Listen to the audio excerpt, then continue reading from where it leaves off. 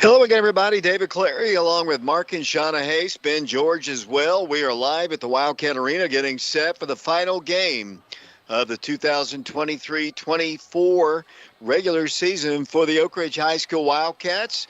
A rescheduled ball game from a snow out game against the Alcoa Tornadoes. Lady Wildcats trying to win their 10th consecutive ball game, but Shauna Hayes knows a little bit more about this ball game than I do. Let's turn it over to her. Take it away, Shauna.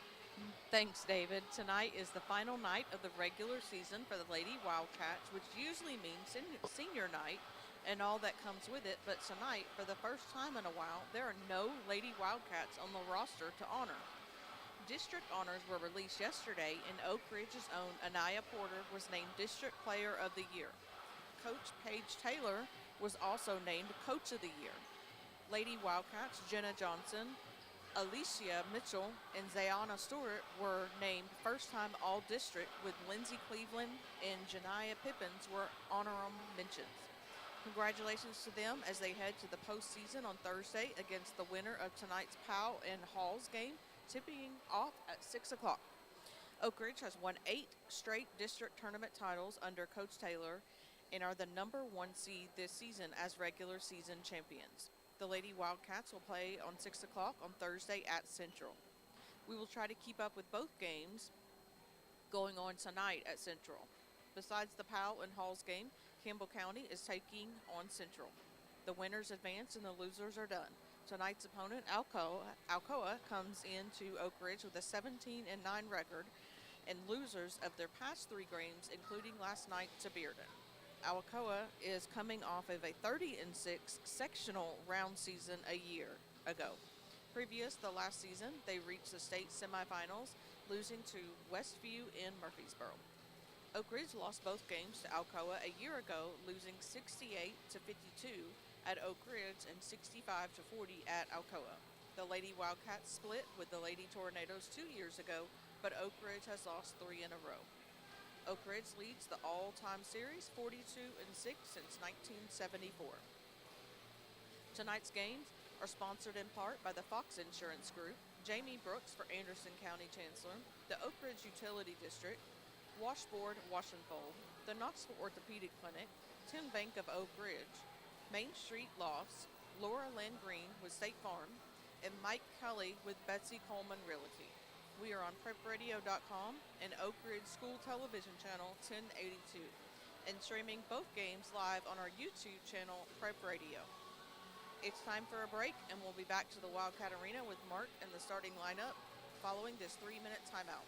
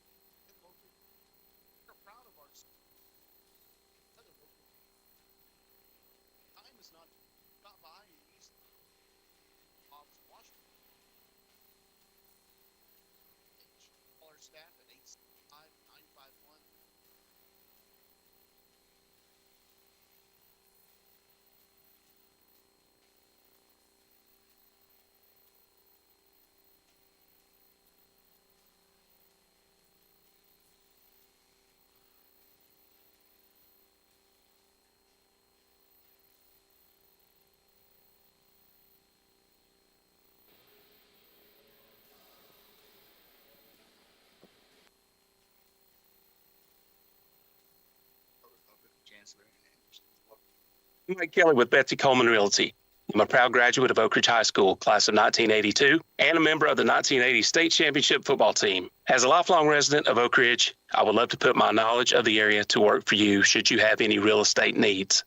You can contact me at 865-919-5559 or at betsycolemanrealty.com. Thank you, and roll Wildcats roll. You've worked hard to build your business, and we want to help you protect it. The team at Fox Insurance Group believes your business deserves the expertise of a local insurance agent. With business insurance from Todd Fox at Fox Insurance Group and Encova Insurance, you can make sure your business stays up and running no matter what happens. If you own a business, make sure it's fully protected by contacting Fox Insurance Group. Visit www.grayfoxins.com or call 865-482-0513. ORUD Natural Gas is proud to offer our customers a product that saves money, provides consistent service, and is a clean energy source. You can save over $1,000 on your annual utility bills when you make the switch to natural gas for heating, cooking, and clothes drying. ORUD is your one-stop shop. We sell and install gas appliances for our customers and make it easy to add your bill with our 0% interest financing. Learn more about how much you can save at ORUD.org. 10 Bank helps build our community so we can continue to win together. 10 Bank, member FDIC. Mortgage Investors Group at the Oak Ridge office. We love our community and Oak Ridge Wildcat basketball. We pride ourselves in taking the same winning tradition in helping you find the perfect mortgage loan for your family. Ask for Norma Sheldon, Jackie Pullen, Shannon Ochiltree, Mandy Henry, or Darren Osborne at 865-482-8910 or visit us online at mortgageinvestorsgroup.com. Tennessee Mortgage License Number 109111. MIG is an equal housing lender. Now back to the Fox Insurance Group Oak Ridge Wildcat football live stream on YouTube. Come in, discover the difference of an independent insurance agency. Fox Insurance Group Oak Ridge. David Clary back here along with Mark and Shauna Hayes at the Wildcat Arena getting set for Oak Ridge High School basketball. Lady Wildcats taking on the Lady Tornadoes of Alcoa in the final regular season ball game.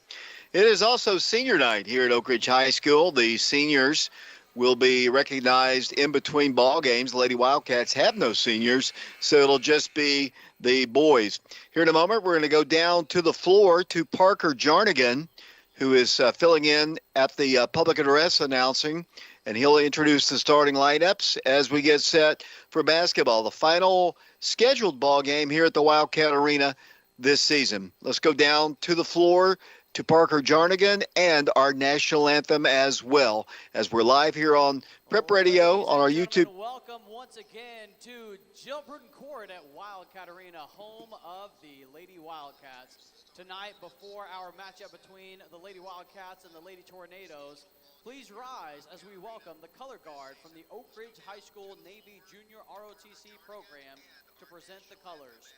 The guard is under the command of Chief Ryan Nichols and Chief Danny Troy.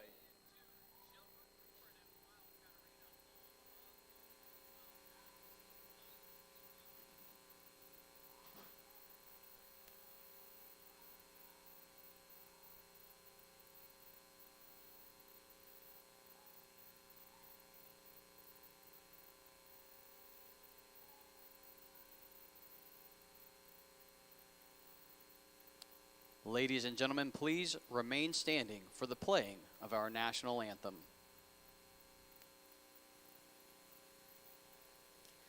Oh, say, can you see by the dawn's early light what so proudly we hailed at the twilight's last gleaming, whose broad stripes and bright stars through the perilous fight o'er the ramparts we watched were so gallantly streaming, and the rocket's red glare, the bombs bursting in air, gave proof through the night that our flag was still there. Oh, say does that star-spangled banner yet wave o'er the land of the free and the home of the brave.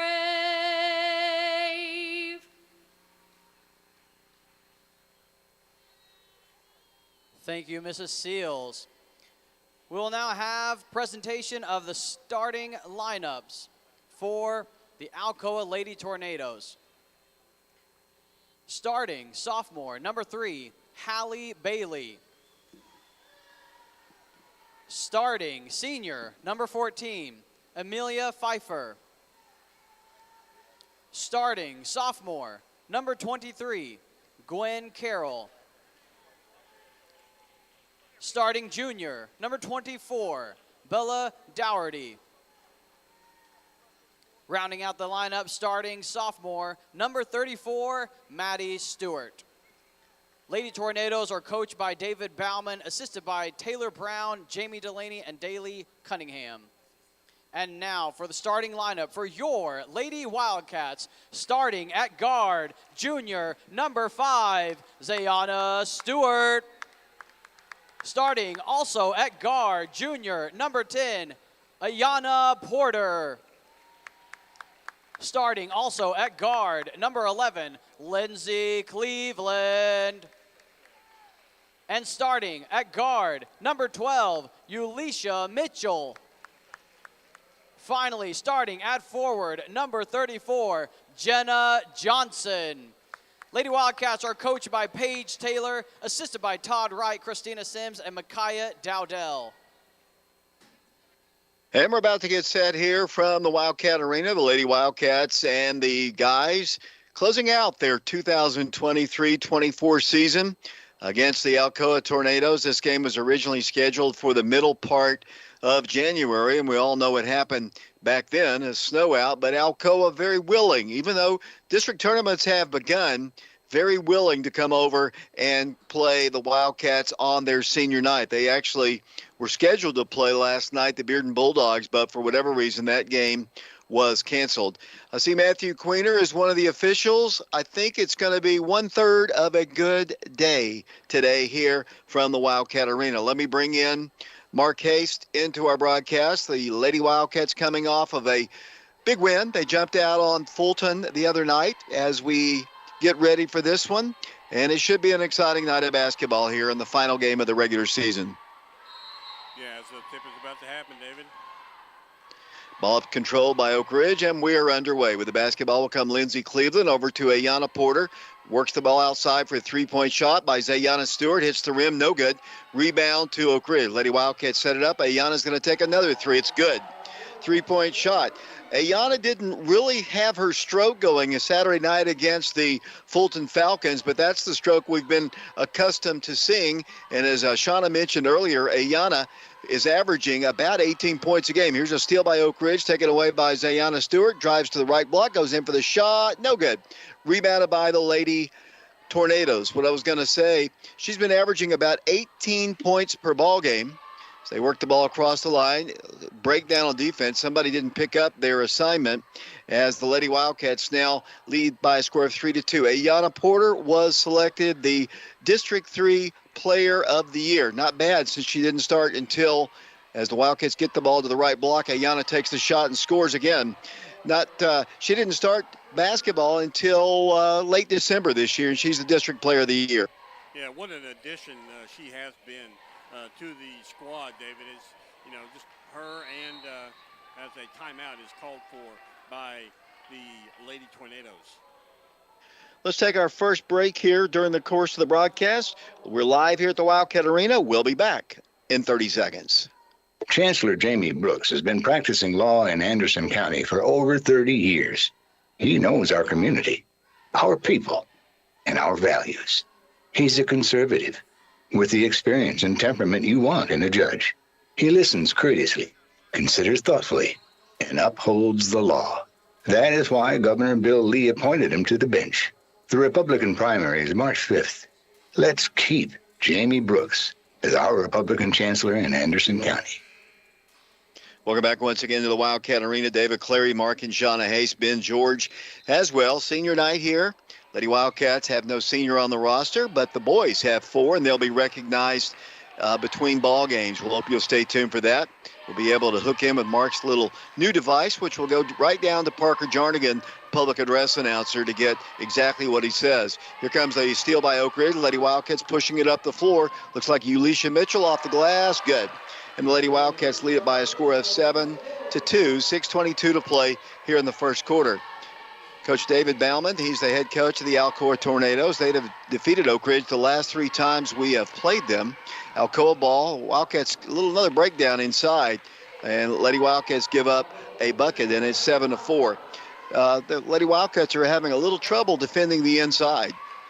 Yeah, they are. They, just as you said, just a couple breakdowns where they get a Lady Tornado let slip in behind her as number 22, Janiah Pippins, puts up a shot no good, rebounded by the Lady Tornadoes. 5:48 to play first quarter. Down the floor with the basketball will come the Lady Tornadoes. 7-4. Lady Wildcats in the lead. They've got a size advantage inside with their big post player, and that it could be a problem most of the night. Well, we've dealt with that as they put up a shot no good, and that big post player gets the rebound and puts in a shot, and it's good. That's Amelia Pfeiffer, and she's a big, tall player, and it's a 1-point game. Lady Wildcat basketball.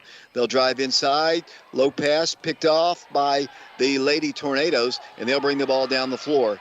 Hallie Bailey with it. Long pass across the way. They beat Oak Ridge down the floor. The ball is knocked out, and it's going to be a personal foul called against Oak Ridge. 7-6 is our score. Lady Wildcats in the lead, but the Tornadoes can take their first lead of the night as they go to the free throw line. Committing the foul for the Lady Wildcats, David, was Diana Stewart. That's her first, team first for the night. 5:13 to play first quarter. 7-6 the score. Free throws up good. We are tied at 7. Lady Wildcats substituting out of the ball game, Ulisha Mitchell. Lady Wildcats have Jenna Johnson in the ball game, Lindsey Cleveland, along with Zayana Stewart. Lady Wildcats trail for the first time. It's now 8-7. Here comes Oak Ridge down the floor. The point guard is Ayana Porter. She dribbles off to the right side. Lady Wildcat has the ball, works the ball right side to Janaea Pippins, and then she has the dribble knocked out of bounds by number 34 for them, and that is the Lady Tornadoes' Maddie Stewart. It'll be Oak Ridge basketball in front of their bench. Janaea will work it in, throws the ball back in the rear court, tracked down by Ayana Porter, and she brings it back across the line. Ayana on the right elbow, drives to the right block, takes the shot, good. Ayana scores, and the Lady Wildcats retake the lead, 9-8 the score. 4:51 to play first quarter. Good start here for Ayana. She already, I believe, has more points than she did on Saturday in the Fulton ball game. Yeah, she's up to 7 already, so 7 of our 9 has a shot up. No good by the Lady Tornadoes, rebounded by Oak Ridge. And the Lady Wildcats, Jenna throws it down the floor, trying to get it to Janaea Pippins, but it goes out of bounds. 4:33 to play in the first quarter, 9-8. Lady Wildcats in the lead. Oak Ridge jumped out to a 7-2 lead, but the Tornadoes came storming back. A couple turnovers by the Lady Wildcats have hurt them as they get the ball across the line. Lady Tornado basketball, right corner. Good defense by Ayana Porter, but then they break down, and then she drives in the paint, goes up for Pfeiffer. The shot is good. Lady Wildcats trail it by a score of 10-9, and dealing with that girl is going to be tough. Maybe we can tire her out. She's definitely got a size advantage. She's bigger. She looks stronger than our 5 players, and she's going to be hard to deal with, I think, tonight. As Ayana brings the ball to the right block once again, goes inside to Zayana Stewart, and she goes up for the shot, and she is fouled. No foul. Or not foul. No foul call, but she is knocked down to the floor. I saw that he just signaled out of bounds, but he's an Alabama fan, so what do you expect? It'll be Oak Ridge basketball. To work the ball in will be Lindsey Cleveland. Lady Wildcats working into Jenna Johnson. Jenna allowed to dribble to the free throw line, wanted to shoot from there, and then they quickly come up on defense against her. Lady Wildcats are going to step out of bounds with it. Ayana, I guess, stepped on the sideline, the near sideline, and turns the ball over. Lady Wildcats trail it by a score of 10-9. 3:49 to play in the first quarter. Here come the Lady Tornadoes, moving right to left, wearing maroon and silver. They work the ball to Pfeiffer, then the ball ripped away, saved away by the Lady Tornadoes. They work it for a three. It's on its way, hits the side of the backboard, no good. Rebounded by Oak Ridge's Zayana Stewart. Zayana will bring the ball down the floor. I thought she was going to take it all the way in. Good defense there by Amelia Pfeiffer. They worked it into Jennifer, a spinning shot, no good. Rebound to the Lady Tornadoes. Moving right to left, Hallie Berry. They've beaten us the last 3 times we've played. This is a young team. I heard all the sophomores starting. Here's a near steal by Ayana. They get a shot up. It's no good. Lady Wildcats in good position for the rebound. They've got it coming down the floor. Janaea Pippins is going to bring the ball down the floor herself, give it off to Jenna Johnson. Jenna wanted to take her player one-on-one. She's going to give it to Zay. Instead, throws the ball away. Tried to get it, I think, to the corner. And then Lady Tornadoes beat Oak Ridge down the floor, and Coach Taylor is not going to be happy about that. And Oak Ridge trails it by a score of 12-9. 2:45 to play first quarter.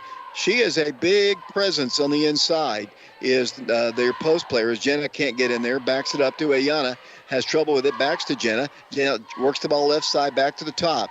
Oak Ridge dribbles in the paint, goes in off the block, shot good. That's a great drive there by the Lady Wildcats. Yeah, Ayana makes that good for the Lady Wildcats, David, as she has her first 2 points of the ball game. Here comes the Tornadoes once again. They'll work the ball right side. Maddie Stewart drives the baseline, works the ball inside for the shot. No good. They get the rebound, blocked away by Oak Ridge. Lady Wildcats, Jenna Johnson has it. 2:08 to play. Pushes it up the floor to the left side, driving the baseline. And then they work the ball and they throw the ball away. Good defense. Just cut off the baseline. Lindsay had no place to go and just threw an errant pass. Block shot by Jenna. Ripped away by Oak Ridge. Lady Wildcats should have an easy layup. Right-handed off the glass. Lindsay Cleveland up good. And the Lady Wildcats retake the lead. 13-12. And Coach Bauman calls his second timeout. 1:46 to play first quarter. Lady Wildcats in the lead 13-12. We'll be back to the Wildcat Arena in 30 seconds. Whether you have a broken bone, a sports injury, or need a joint replacement, the experts at KOC Oak Ridge want to get you back to the life you love. Conveniently located next to Methodist Medical Center on Vermont Avenue, we have a long tradition of caring for not only student athletes, but their families as well. You can count on KOC Oak Ridge for quality orthopedic care in every season of life. David Clary back here. Lady Wildcats in the lead 13-12. 1:46 to play in the first quarter. Lady Wildcats will start tournament play on Thursday when they take on the winner of the Powell Halls ball game going on tonight at Central. Down the floor once again as the Lady Tornadoes bring the ball across the line. 13-12 the score. Lady Wildcats in the lead. Just a moment ago, they were trailing. They've got a wide-open three on its way. It's going to be too strong, rebounded by Oak Ridge. Lady Wildcats coming down the floor quickly. With it will come Janaea Pippins. She works the ball to her classmate, the other freshman. And that's Jenna Johnson now driving in for a little 6-footer. Rolls in good. Nice little play. Jenna that time took it strong, and the Lady Wildcats are back up by 3. Here's another steal. Lady Wildcats have the ball knocked out of bounds by Alcoa. I think last touch by Hallie Bailey. I think I'm probably going to say Hallie Berry by the end of the night. It's Hallie Bailey, sophomore, for the Lady Tornadoes. You know me, I get confused sometimes. It happens when you're 39 years old. Oak Ridge basketball, Jenna off the right block. Shot is short. Rebound to Alcoa. Lady Tornado basketball in the rear court. Oak Ridge putting a little pressure. Here comes Bailey down the floor. Exactly a minute to play in the first quarter. Lady Wildcats in the lead, 15-12. Bailey then lost the ball, picked up on the floor by Zayana Stewart. She pushes it up with a soft pass to Ulisha Mitchell, who swings it to Janaea Pippins. The freshman goes up for the shot. No good. Rebounded by Lindsay Cleveland. Back to Jenna Johnson at the top of the circle. 42 seconds to play first quarter. Lady Wildcats in the lead, 15-12. Here comes Oak Ridge with a shot. That's Zayana Stewart. And Oak Ridge now leads 17-12. A little flurry there. Lady Wildcats a few moments ago were down 12-9, but now have a 5-point lead. Biggest lead of the ball game. Well, tying the biggest lead of the ball game. Here comes number 22, drive again, cut off by Janaea, and she is fouled on the floor with 18.3 seconds to play. We have had Matthew Queener, with the exception of the Fulton ball game, and he couldn't do that because he's a Fulton graduate. We've had him, I think, our last 4 ball games. Always good to see when he's in the building. Yeah, he's just a quality referee, David. As you said, 1 out of 3 tonight. As that shot is up, and it is good. Too easy that time. It's 17-14, 11 seconds to play in the first quarter. Here come the Lady Wildcats down the floor. We'll get the final shot here. The Lady Wildcats trying to get the ball in, and play is halted just for a second. Foul on Bailey of Alcoa, David. That's her first, team first. Here comes Oak Ridge trying to get the ball in. It comes to Zay with 4. She launches a long 3. It's on its way. No good. Jenna has the rebound, but not in time until the first quarter comes to a close. We have played 1 quarter of basketball here on senior night. Lady Wildcats on top 17-14. We'll be back in 60 seconds. They say that being a coach's wife is hard, but Laura Lynn Green, wife of Oak Ridge head coach Aaron Green, and a local State Farm insurance agent, makes buying insurance easy for you. Auto, homeowners, renters, business, life, health, and much more. Laura Lynn Green's office is located at 136 Marquette Road in Oak Ridge. Give her a call today at 483-5666 or say hello to her courtside at any Oak Ridge High School basketball game. She might be a coach's wife, but she was a Wildcat fan first. For State Farm Insurance, call Laura Lynn Green in Oak Ridge. I'm Mike Kelly with Betsy Coleman Realty. I'm a proud graduate of Oak Ridge High School, class of 1982, and a member of the 1980 State Championship football team. As a lifelong resident of Oak Ridge, I would love to put my knowledge of the area to work for you should you have any real estate needs. You can contact me at 865-919-5559 or at betsycolemanrealty.com. Thank you, and roll Wildcats roll.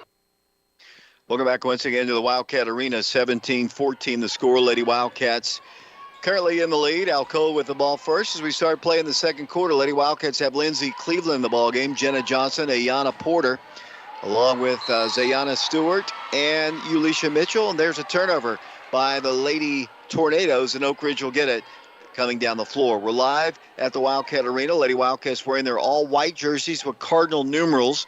If you're listening to us on prepradio.com or Oak Ridge Schools Television Channel 1082, the Lady Tornadoes in maroon and silver. Here comes Oak Ridge driving in. Lindsay didn't want to take it all the way in. She gives it in to Jenna Johnson, back to Ayana for a long 3. It's up, no good. Kind of rushed that one just a bit, and the Tornadoes have the basketball. With the basketball number 22 for them, that'll be Briley Flatt, freshman player, and she'll clear the ball down the floor with a pass to Hallie Bailey. Bailey picked up by Zayana, works around a screen, cut off there by Jenna Johnson, still wants to go up, blocked by Jenna. Nice play by Jenna Johnson. Lady Wildcats with the basketball, up by 3, 7:09 to play second quarter. Zay pulls up in the paint, takes it off the glass, and scores. Great move, and we started seeing that Saturday night against Fulton. She looked really, really comfortable on Saturday. Yeah, she really did. And, it's off to another good night tonight. As a great defense by the Lady Wildcats. As they forced another turnover.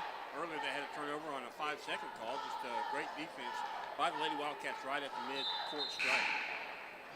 Zay's going to come out of the ball game following that traveling call on the trapping defense there.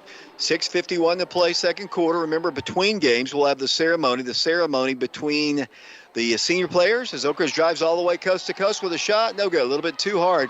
The lane just opened up for her, and she missed the shot, though. Caden Brightheart, Brendan Scott, Price Davis, and Brandon Hayward, the 4 seniors on the boys basketball team, will be recognized along with their parents or guardians as the Wildcats get a turnover. Good play by Oak Ridge's Ayana Stewart to Jenna Johnson. Doesn't have numbers. Now drives in, has numbers. Pulls up and shoots in the paint. A little too strong, no good. Pulling down the board once again is Maddie Stewart. Here comes Alcoa, 19-14. Lady Wildcats in the lead. They work the ball inside to Stewart. She walks in for the shot, blows it, no good. They get the rebounds loose on the floor. Should be a jump ball. And let's see, Matthew and the other officials say jump ball, alternate possession arrow to Oak Ridge. Lady Wildcats will substitute. Looks like Ulisha Mitchell coming out of the ball game. Zay will come back in. 19-14 Lady Wildcats. 4 seniors on the boys team, no seniors on this Lady Wildcat team. That bodes well for next year, Mark. Yeah, it really does, David. I believe that at between the games when they recognize the seniors, they'll be doing the seniors as well. Missed shot, rebounded right back up by Jenna. Good. 21-14 the score. Lady Wildcats now by 7. 5:45 to play, second period. Here come the Lady Tornadoes down the floor. With the basketball will come Hallie Bailey, trapped again. She works out of it, works the ball across the line to Amelia Pfeiffer. Pfeiffer dribbles in. Nearly a steal there by Oak Ridge's Ayana Porter. Saved on the floor by Hallie Bailey. Sophomore dribbles at the midcourt circle, facing the Oak Ridge student section to our left. They work the ball to the right. And then look inside. Good defense there by Oak Ridge. Great defense by Janaea. 5-second count was on. She had to give it up. Now she's going to drive in. Here comes a shot, and it's good. Zay tried to set for a charge, though, and it wasn't much contact there, and they score. Here's Oak Ridge down the floor. Lady Wildcats dribbling in all the way to the hole. Should be an easy layup. Good. Just blew past her defender, and the Lady Wildcats are back up. 23-16 is our score. Yeah, Zayona now with 8 points, David, but you can kind of tell when she gets the ball and she's kind of is heading toward the basket, she's going to score. Lady Wildcats have had a few breakdowns on defense, though. There was another one. 23-18 the score. Oak Ridge works the ball down the floor, will not shoot. Top of the circle, Zay, left elbow, will not shoot. Backs it up once again. Now attacks left. Works the ball across with Lindsey Cleveland. Backdoor play to Janaea Pippins. Goes in for the shot. Good. Count it. And she is fouled. Janaea will go to the free throw line. Good team basketball, finding Janaea wide open. She saw the lane, went down it, and has an opportunity for a three-point play. Yeah, took a great aggressive play there by Pippins, David. She goes to the line. Foul was called on number 24, Bella Dougherty. Her first, team second of the second quarter. Freshman puts it up there. Good. She's a 68% free throw shooter. And the Lady Wildcats had their biggest lead. It's up to 8 points now. 4:28 to play. Second quarter, Alcoa. Lady Tornadoes. They've won 17 ball games this season. They'll start their district tournament play soon. Oak Ridge will play their first game on Thursday. As the Lady Tornadoes try to get the ball across the line, they turn it over. Jenna Johnson, actually Ulisha Mitchell with the basketball. She didn't have numbers, backs it up to Ayana, launches a three. It's no good. Rebound tracked down by Oak Ridge. Saved by Zay. Zay goes in, and then a reach-in foul is going to be called against the Lady Tornadoes. 4:10 to play. First half, 26-18, Oak Ridge basketball on the baseline.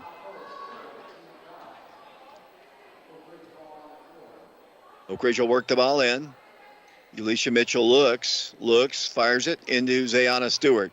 Got a screen from Jenna Johnson. Works the ball left elbow. Now attacks to the hole. Goes in for the shot. Good. And she is fouled. Just too quick. She just blew right past Maddie Stewart. And the foul is committed by Alcoa, and the Lady Wildcats have a 10-point lead. So that foul would go against Amelia Pfeiffer. She picks up 2 very quickly. Nice shot by Zayana Stewart. She now has 10 points in the ballgame, gunning for number 11.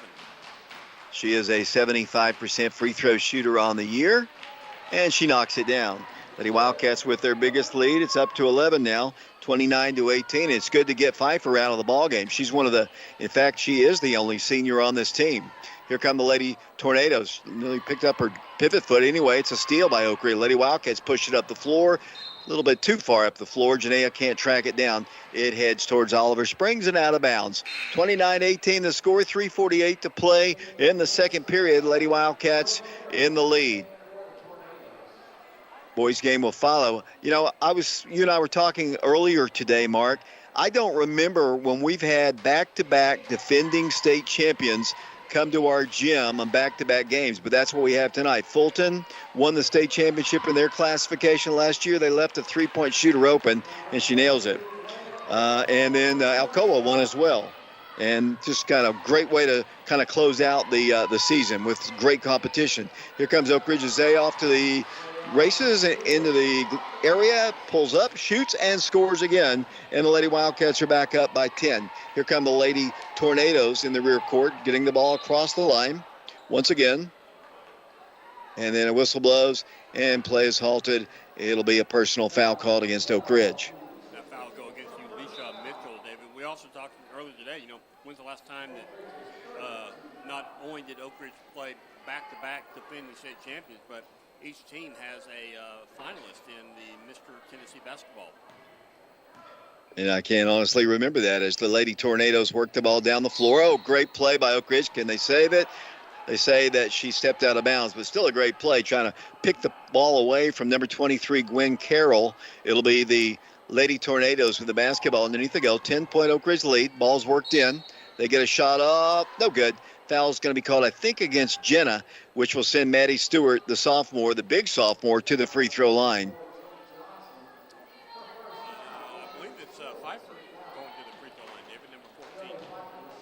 Okay, thank you. You know me. My eyes are failing at 39. Free throw is up. No good. Boy, it looked like it was going to drop in 2 different times, but then just kind of caught a little extra iron and bounced off. No good. 3:06 to play second quarter. 31-21 the score. Lady Wildcats in the lead by 10. Back to the line. Alcoa. Free throw is good this time. Wildcats by 9. 31-22. Down the floor with 3 minutes to play in the first half come the Lady Wildcats. Lindsey Cleveland to, to Zay, inside to Jenna, double team, lost it, picked up on the floor, throws the ball out to the right side, saved on a nice play by Ayana, and then she throws the ball away. Intercepted, great anticipation. They get a shot up, no good. Foul's going to be called against the Lady Wildcats. Oak Ridge, pretty good defense there by Alcoa. Got in the passing lanes and really disrupted the Lady Wildcats, and they'll go back to the free throw line. Oh, wow. The refs really missed on that one, David. I mean, the Alcoa player at the line right now really had a very physical push-off, and Coach Taylor was really trying to get Queener to reverse the call, but no such luck. 31-24 the score, Lady Wildcats. Mark, we need to work on your microphone a little bit, as Alan Etheridge is not at the ball game tonight. He is listening to the microphone, and you are a little bit off. Barely there, he says, as Lady Wildcats have the basketball up by 7, 31-24. It'll be Oak Ridge to work the ball in. It'll be Zayana Stewart. 2:45 to play second quarter. Down the floor will come the Lady Wildcats' Ayana Porter. To the top of the circle. There it goes to Janaea Pippins. Pippins going to pull up and take a 12-footer. It's no good. Rebounded by Amelia Pfeiffer. And here come the Lady Tornadoes down the floor. Not a bad shot. I mean, she was open, but that's kind of surprised she actually took it as they worked the ball in. Almost a turnover there. Saved on the floor by Pfeiffer. Pfeiffer goes down low, and the ball's deflected. Saved by the Lady Tornadoes. They go in for the shot. Knocked out of bounds by Jenna Johnson. 2:15 to play second quarter. 31-24 the score. It'll be the Lady Tornadoes with the basketball. It'll be Hallie Bailey to work the ball in right in front of the Oak Ridge student section. Trying to lob it to the big girl, and she does. And then they work the ball, and then the Wildcats get a steal. Nice play, Oak Ridge. Here comes Jenna Johnson down the floor there. Their goal is to beat us with our size disadvantage, as Zayana has the ball in the left corner. They just try to get the ball to their big girls, either Pfeiffer or Stewart. That time the Lady Wildcats were ready. Oak Ridge ball. Bounce pass from right side. Not a good one. It's knocked out by Alcoa. It'll be Oak Ridge basketball underneath the goal. I'm not exactly sure what they tried to do there. Lady Wildcats will have the basketball underneath the goal. It'll be Lindsey Cleveland to work the ball in. Minute 51 to play. First half, Oak Ridge ball. Ayana Porter, right corner for 3. Good. 3-point shot for Ayana. I believe that's her second of the ball game. And Oak Ridge leads again by 8. 34-26 to score. Lady Tornado basketball for a moment. They work the ball right side. They'll work the ball in the corner. Swing it around the perimeter. A minute 33 to play second quarter. 34-26 to score. They throw the ball away. The Oak Ridge basketball. Mark, Lady Wildcats holding on to the lead. It was close. 3-point game after one quarter. They're up by 8 now with a minute 28 to go. Yeah, they were up by 10 just a few seconds ago, it seems like, David. But Ayana Porter got, you're right, she got her second 3 of the night. She's now in double figures with 10 points. Down the floor with the basketball will come Ayana. Once again, a minute 21 to play. Lady Wildcats get Zay wide open. She missed the shot, though. Rebound to the Lady Tornadoes. They left her free, and she just couldn't get the shot to fall. 8-point Lady Wildcat lead, 1:09 to play. Good defense there by Oak Ridge and a steal. Oak Ridge coast to coast with it. Lindsey Cleveland, right block, good. Lindsey Cleveland scores with a lot of confidence, took it off the glass, and Oak Ridge is back up by 10. 36-26, 54 seconds to play in the second period. Here comes the trap once again, working out of it, number 3. They work the ball around the horn, looking down low. Now they find somebody wide open along the baseline. Good defense by Zay. She quickly came up to stop her with 40 seconds to play. Then they throw the ball to Vashawn Knowles in the Oak Ridge student section. 36.4 seconds to play in the first half. Oak Ridge by 10. Lady Wildcats could play for the final shot if they so desire. Yes, throwing the ball in for the Lady Wildcats will be Jenna Johnson. She gets it to Ayana Porter. But, 10-point lead would be great to take into halftime here, David. Lady Wildcats, Jenna Johnson drives in. They find Ulisha free. She pulls up, takes a three-pointer. Good! Three-point shot. But she one step across the line. It's good for 2, but still a very pretty shot. And Lady Wildcats are up 12. 38-26, 16 seconds to play. Here's the trap. They work the ball, and then foul's going to be called, I think, against Ayana Porter. That's a tough call. When you're outsized by that big a margin, and they call the foul on the little girl, the District 3 Player of the Year, Ayana Porter, as the Lady Tornadoes go to the line, 12.3 seconds to play. Yeah, so to the line, David, will go Amelia Pfeiffer. She has 9 points in the ballgame, 1 of 2 from the free throw line. First shot up, no good, just like the first time that she went to the line where the ball bounced around and did not go in for the first one, but she did make her second one earlier. Let's see what happens this time.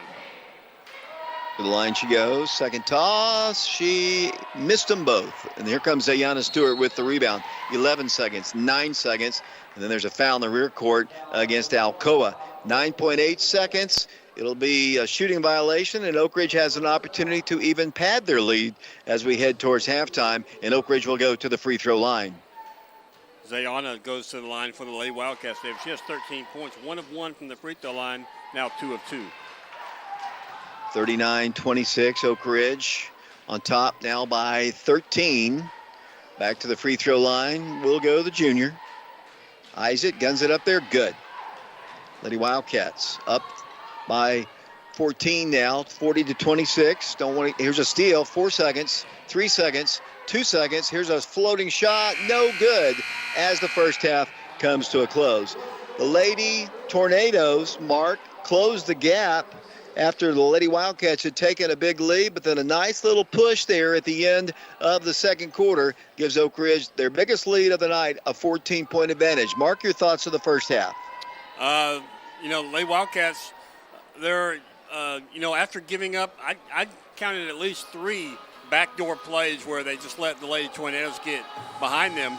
That was more in the first quarter, but they kind of, corrected that in the second quarter and actually almost doubled the score of the Lady Tornadoes in the second quarter as they outscored them 23-12. Mark, let's take a break here. We're at halftime. The Lady Wildcats on top of Alcoa, trying to end a 3-game losing streak to the Tornadoes. 40-26 our score. Back to the Wildcat Arena with a look at Mark's stats following this 3-minute timeout. Main Street Lofts, a premier rental community to do what you do, enjoy life, and thrive in historic Oak Ridge, Tennessee. Enjoy the lifestyle you deserve with amazing amenities and stunning modern features throughout your apartment home. Our community is sure to please. Enjoy the 24-hour cutting-edge fitness center. Take a dip in our sparkling saltwater swimming pool, or cozy up on a chilly night at our fire pit by our grilling stations. Your furry four-legged friends will surely love exercising in our pet park and getting pampered in our pet spa. Schedule a tour of your new home today or visit us 24/7 at themainstreetlofts.com to view our floor plans and amenities. Our website has our current availability, and you can just apply for your new home from our website. It's time to love where you live. Chancellor Jamie Brooks has been practicing law in Anderson County for over 30 years. He knows our community, our people, and our values. He's a conservative with the experience and temperament you want in a judge. He listens courteously, considers thoughtfully, and upholds the law. That is why Governor Bill Lee appointed him to the bench. The Republican primary is March 5th. Let's keep Jamie Brooks as our Republican chancellor in Anderson County. Washboard Wash and Fold Laundry Service is designed to assist customers providing a cost-effective means to having their clothes cleaned and processed. Our wash and fold attendants strive to meet the trust placed on them using a variety of fabric cleaning products of the customer's choice. Our customers have the choice of same-day wash, dry, and fold, or another date that fits their schedule. The Washboard Wash and Fold drop-off service is open Monday through Friday, 8 a.m. to 8 p.m., and Saturdays, 8 a.m. to 4 p.m. We're located at 113 Robertsville Road in Oak Ridge. After hours, the drop-off box is available for the customers who work late or need to be to work before 8 a.m. We offer our services to an array of the Oak Ridge community, working parents, persons working extended hours, and local businesses. We are proud of our service to ORHS and other local schools and associations. If time is not an issue, stop by and use the self-service laundry at Bob's Washboard Laundry at 113 Robertsville Road in Oak Ridge. Call our staff at 865-951-3237 for any questions you may have. I'm Mike Kelly with Betsy Coleman Realty. I'm a proud graduate of Oak Ridge High School, class of 1982, and a member of the 1980 state championship football team. As a lifelong resident of Oak Ridge, I would love to put my knowledge of the area to work for you should you have any real estate needs. You can contact me at 865-919-5559 or at betsycolemanrealty.com. Thank you, and roll Wildcats roll. Come in, discover the difference of an independent insurance agency. Fox Insurance Group, Oak Ridge. David Clary back here along with Mark and Shauna Hayes, Ben George as well. Lady Wildcats on top by 14 at halftime, 40-26. Let's bring Mark Hayes back in here. Mark, you've got the first half scoring. Thank you very much, David. As you said, Lady Wildcats on top of the Lady Tornadoes, 40-26. Lead scorer for Lady Wildcats, Zayana Stewart. She has 15 points. She's 6 of 12 from the field, 3 of 3 from the free throw line. Also in double figures, Ayana Porter. She has 10 for the Lady Wildcats. She's 4 of 7 from the field. 4 points for Jenna Johnson, 2 of 5 from the field. 4 points also by Ulisha Mitchell, 2 of 2 from the field. Lindsey Cleveland also with 4 points, also 2 of 2 from the field. Rounding out the scoring for Lady Wildcats, Janiyah Pippins has 3. She's 1 of 5 from the field, 1 of 1 from the free throw line. As a team, the Lady Wildcats are 18 of 33 from the field. Breaking it down, they're 15 of 27 in twos, 3 of 6 in threes, and 4 of 4 from the free throw line. Now looking at the Lady Tornadoes of Alcoa, they're led in scoring by Amelia Pfeiffer. She has 9 points. 4 of 6 from the field, 1 of 4 from the free throw line. 8 points added by Gwen Carolee. She's 3 of 5 from the field, 1 of 1 from the free throw line. Maddie Stewart has added 6 points for the Lady Tornadoes. 2 of 4 from the field, 2 of 2 from the free throw line. Running out the scoring, J.C. Cox has come off the bench to add 2 points for Lady Wildcats. She's 1 of 2 from the field. As a team, the Lady Tornadoes, they're 10 of 21 from the field, 9 of 18 in twos, 1 of 3 in threes, and 4 of 7 from the free throw line. Lady Wildcats led at the end of the first quarter, even though the lead kind of went back and forth. But at the end of the first quarter, Lady Wildcats led 17-14. And as I said earlier, Lady Wildcats outscored the Lady Tornadoes 23-12 in the second quarter to take a 40-26 lead at halftime. David? We're a few minutes away from the start of the second half. I want to remind everybody that the Lady Wildcats will be at the district tournament starting Thursday. They'll play at 6 o'clock between the winner of the Halls game and Powell game going on right now over at Central High School. I don't have a score on that yet, but hopefully I'll have one soon, and we'll know who we will get a chance to play. We also, the good news is, we will be streaming all of the District 3 tournament games. We have picked up enough sponsors to pay the TSSAA blood money fee to stream the ball games, so that's good news. Both teams coming out of the dressing room, 40-26 our score. Let's take another break. We'll be back with the second half from the Wildcat Arena in 3 minutes. Main Street Lofts, a premier rental community to do what you do, enjoy life, and thrive in historic Oak Ridge, Tennessee. Enjoy the lifestyle you deserve with amazing amenities and stunning modern features throughout your apartment home. Our community is sure to please. Enjoy the 24-hour cutting-edge fitness center. Take a dip in our sparkling saltwater swimming pool, or cozy up on a chilly night at our fire pit by our grilling stations. Your furry four-legged friends will surely love exercising in our pet park and getting pampered in our pet spa. Schedule a tour of your new home today or visit us 24/7 at themainstreetlofts.com to view our floor plans and amenities. Our website has our current availability, and you can just apply for your new home from our website. It's time to love where you live. Chancellor Jamie Brooks has been practicing law in Anderson County for over 30 years. He knows our community, our people, and our values. He's a conservative, with the experience and temperament you want in a judge. He listens courteously, considers thoughtfully, and upholds the law. That is why Governor Bill Lee appointed him to the bench. The Republican primary is March 5th. Let's keep Jamie Brooks as our Republican chancellor in Anderson County.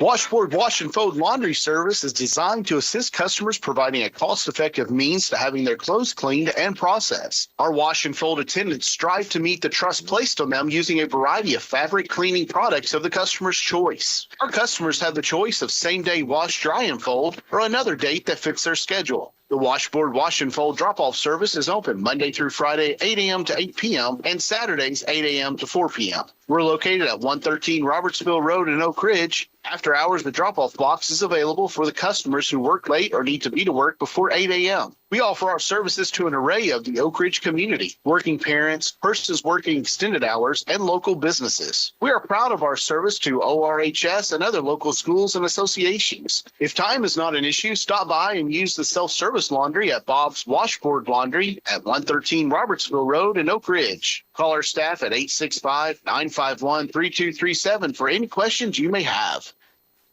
I'm Mike Kelly with Betsy Coleman Realty.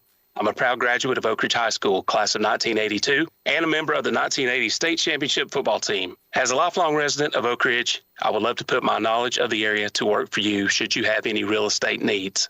You can contact me at 865-919-5559 or at betsycolemanrealty.com. Thank you, and roll Wildcats roll. Come in, discover the difference of an independent insurance agency. Fox Insurance Group, Oak Ridge. Welcome back once again to the Wildcat Arena. The Oak Ridge High School Lady Wildcats on top by a score of 40-26, trying to end a three-game losing streak to the Lady Tornadoes. This Alcoa team was a team that went to the sub-state a year ago. They won 30 ball games. They lost a lot to graduation, and what kind of stood out to me, and Mark, I know you don't, from year to year, you don't always remember the other teams. They had some really quick, good shooting guards that we had to deal with the last several years, and thank goodness they graduated. They still have a good, fine team, but much younger. Yeah, my memory's not as good as yours, David, obviously, but also I'm not 39 years old. You're exactly right. It'll be Alcoa basketball here in the second half. They'll be moving left to right. Lady Wildcats in the lead by 14. Oak Ridge led by 3 after one quarter. But kind of the last 3 minutes of the second quarter, Lady Wildcats got some stops on defense and made some shots. Here comes a backdoor play, good defense. Matt Queener says the ball is last touched by Alcoa, and they'll have the basketball coming back the other way. 7:44 to play third quarter. Senior night here at the Wildcat Arena. No Lady Wildcats have senior by their name. Well, you will not have, obviously, them recognized. The Lady Wildcats working into Ulisha Mitchell, but we will have the 4 senior boys recognized in between ball games. Oak Ridge basketball, Jenna Johnson cut off on the baseline. Good defense by Alcoa. They're well coached. David Bauman, he does a really good job coaching them. He's got a fiery temper. Oh, great move there by Ulisha Mitchell. What a spinning shot there by Ulisha. Yeah, very impressive. She went down the left side of the lane and then just spun to the right, and basically an uncontested shot. Here come the Lady Tornadoes. Lady Wildcats are going to almost get a steal. Saved on the floor by Alcoa. We still don't have a score from Central as they launch a three. It's up no good. Zayana Stewart on the rebound. Zayana, really good first half, 15 points coming off of 24, 26, I think. Here's a kind of a shot missed that time, knocked out of bounds. Mr. Alabama says it was last touched by Oak Ridge.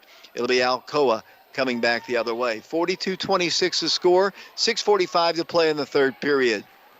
It's got a kind of a veteran crew here tonight. It says Lady Wildcats battle for his ball. Ball's knocked out by Alcoa.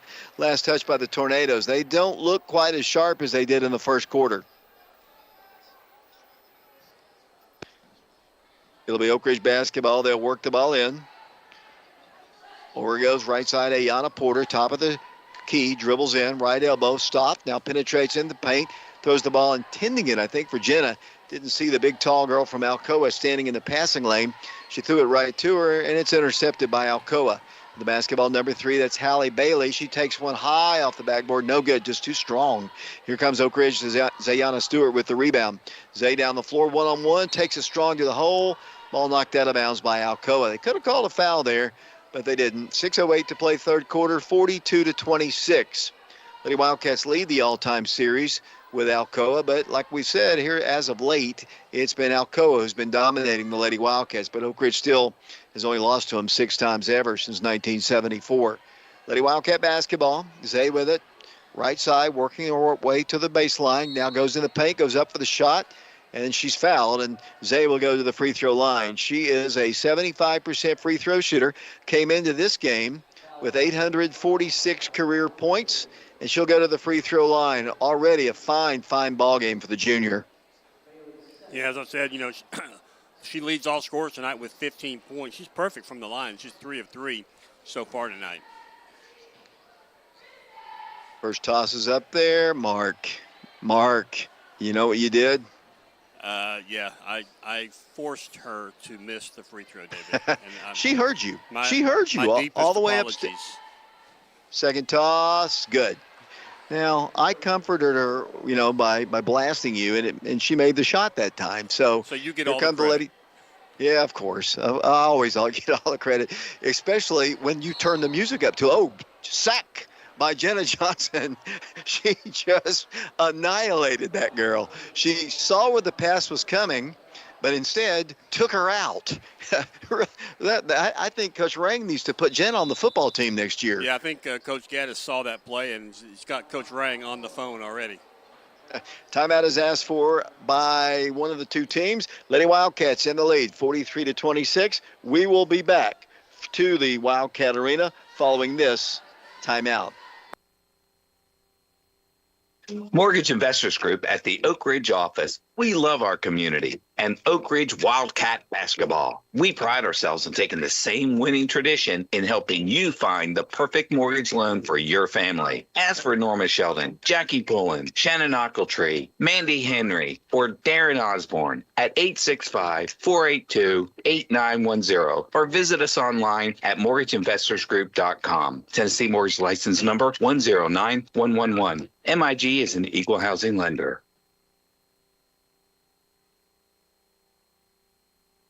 David Clary back here along with Mark and Shauna Hayes. Ben George doing camera down below. Thursday night, the Lady Wildcats will be at Central High School. They'll be playing their first postseason ball game of the 2024 district tournament. They'll take on either Powell or Halls. That game is going on tonight at Central. Still no score. We will know before we end tonight. I've got some spies there right now are going to tell me at least the final score. Our friends from Campbell County, Clayton Carroll and Josh Parker are going to tell us the score, and so far we haven't heard from them, and hopefully we will soon as they go back door. Nice play by Alcoa. She can't finish the shot, though. Then the second time is no good. Third time is going to be pulled out, and they'll reset once again. Now almost another steal, pulled down on the floor by Gwen Carroll. Her shot is no good, but she does draw a foul. I think maybe from Lindsey Cleveland. I'll let you tell me. Personal foul called against Oak Ridge. Yeah, that will, in fact, go against Lindsey Cleveland. Sorry about that.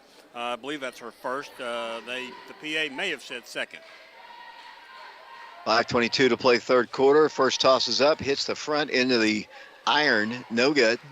She'll have another one. They have struggled a little bit. It seems like every team we play doesn't struggle from the free throw line, but Alcoa has a little bit tonight. Second toss up, she misfires on both of them. Here's the rebound by Oak Ridge. Ulisha Mitchell coming down the floor, drives in, fires a pass, knocked out of bounds. To their credit, they went over to Bearden last night and took on that very, very fine Lady Bulldog team. They might be a little leg weary in this one. That's what I was thinking. I mean, both of those free throws were short, which is typically a sign of being tired. As Jenna, she comes up short on her layup attempt. They work the ball down the floor, saved on the floor by Gwen Carroll. Bounce pass, right side, Amelia Pfeiffer. Pfeiffer works it into Bailey, around to Pfeiffer, around to number 24. They lob it, and they throw the ball, this time to Kingston. It'll be Oak Ridge basketball coming back the other way. 4:58 to play third quarter, 43-26. It was pretty tight in the first quarter, and still anybody's ball game. I'm impressed with the way Alcoa looks, as young as they are, with their height advantage, but the Lady Wildcats have done good work since. Here comes Zay driving in for another shot, and she draws the foul. And Zayana Stewart, once again, will go to that free line and get a chance to knock down a couple free throws. 43-26 the score. Lady Wildcats led only by 3 after one quarter, 17-14. So since that time, they've only given up 12 points, Mark, and we're down to 4:46 to play in the third quarter. Yeah, all those 12 points were in the second quarter, David. So, Lady Wildcats, they're 3 minutes and 14 seconds into the second half, and Alcoa has not scored yet. The boys' junior varsity game, their final junior varsity game of the year, was a tight one today. The Wildcats win it 69-59. Zay's second toss, good. Lady Wildcats up by 18 now, 44-26. Trying to erase a 3-game losing streak to these Lady Tornadoes. So far, so good. It's a young team. Oak Ridge, obviously, no seniors. Oh, great play. Jenna Johnson steals the ball away and gives it out to Ayana. The District 3 Player of the Year gives it into Lindsay Cleveland, who puts in a bucket and scores. Lady Wildcats up now by 20. Lindsay Cleveland now with 6 points. They're perfect from the field. 46-26, Lady Wildcats. Here comes Alcoa moving left to right. They get the ball across the line, and then Zayana anticipates the pass. Alcoa looks tired. They do. Here's Zay's going to drive in, pull up and shoot. No good. Yet another foul will send Zayana Stewart to the free throw line. Zayana Stewart, Jenna Johnson, Ulisha Mitchell, Ayana Porter were named to the all-district team. Lindsay Cleveland as well. They ruled her fouled on the floor. Janaea Pippins was also named honorable mention, and Paige Taylor was the coach of the year in District 3. Congratulations to them. We kind of dominated that. I guess when you go 10-0 in the district, you're going to probably dominate the postseason or the season. Yes, indeed, a travel called against Ulisha, but dominated the awards, the superlative awards in District 3. Yeah, I mean, I was just thinking, Paige Taylor, I mean, you go 10-0, and I don't know who else could possibly be coach of the year in your district. Well, we'll talk about the boys in a minute as Lady Wildcats work the ball out. Ayana's going to shoot a 3. No good. Rebounded by Amelia Pfeiffer. Okay, the MVP of the district was Caleb Walker, and I don't have any trouble with that. Caleb Walker's a great player for the Powell Panthers, but Powell finished third in the district as they get a shot up good. And typically the champion or, is the MVP, gets the MVP as Jenna pops one in good. But Caleb Walker, off of the third place, Powell Panthers won the championship, and Aaron Green, who won yet another championship, did not win the Coach of the Year. But the Wildcats did have Garrett Giles, Caden Brightheart, Brennan Scott, and Cooper Williams all making the all-district team. But Coach Green was not Coach of the Year. And you said the Coach of the Year was?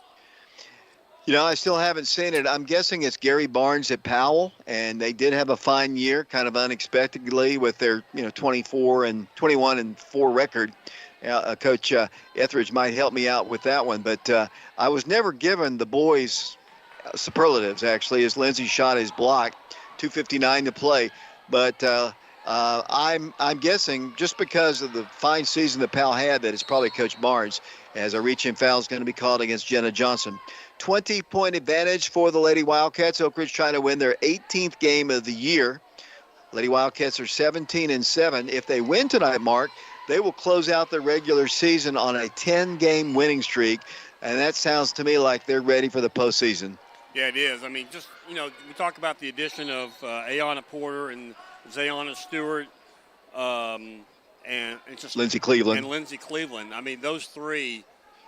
It's pivotal. I mean, the contribution. I mean, all three of those are additions, and all three of them are starters right now for the Lady Wildcats.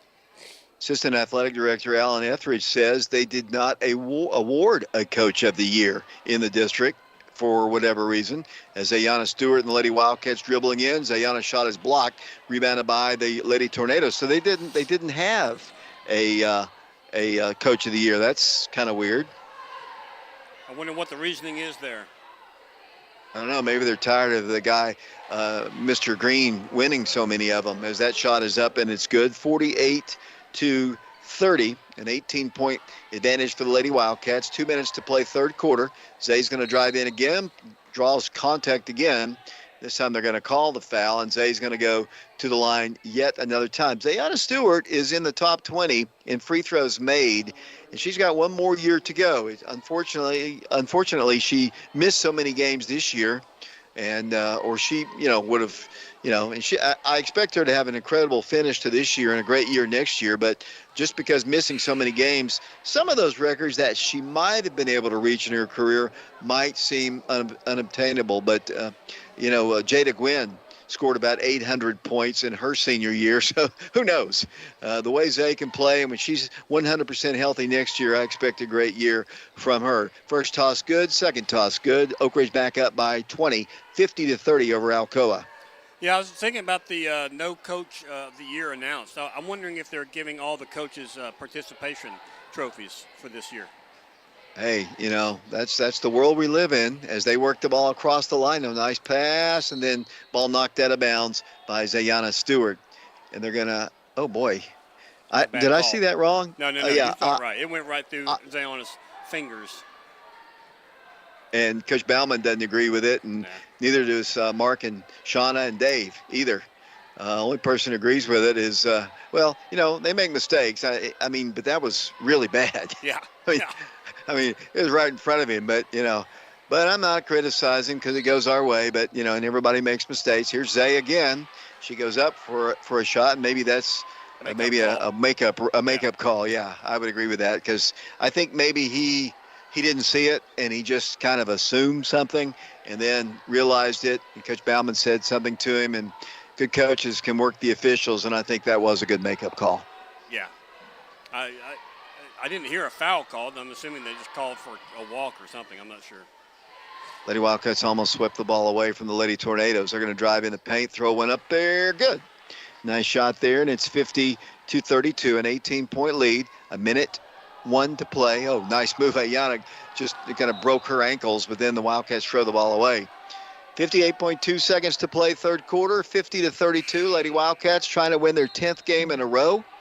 Go 18-7 on the year. Lady Wildcats, as I mentioned, will play either Powell or Halls 6 o'clock on Thursday. The boys will play Friday at 6 o'clock against either Central or Halls in the district tournament. And, of course, being in the semifinals before you ever play a game has put Oak Ridge, boys and girls, in the Region 2 tournament, which will begin a week from Friday on the girls' side and a week from Saturday on the boys' side. Hopefully home games here as they work the ball in, and Jenna Johnson steals it on a high pass, and the Lady Wildcats will bring the ball down the floor with Lindsey Cleveland. Long pass to Ayanna, long three. Off her fingertips, good.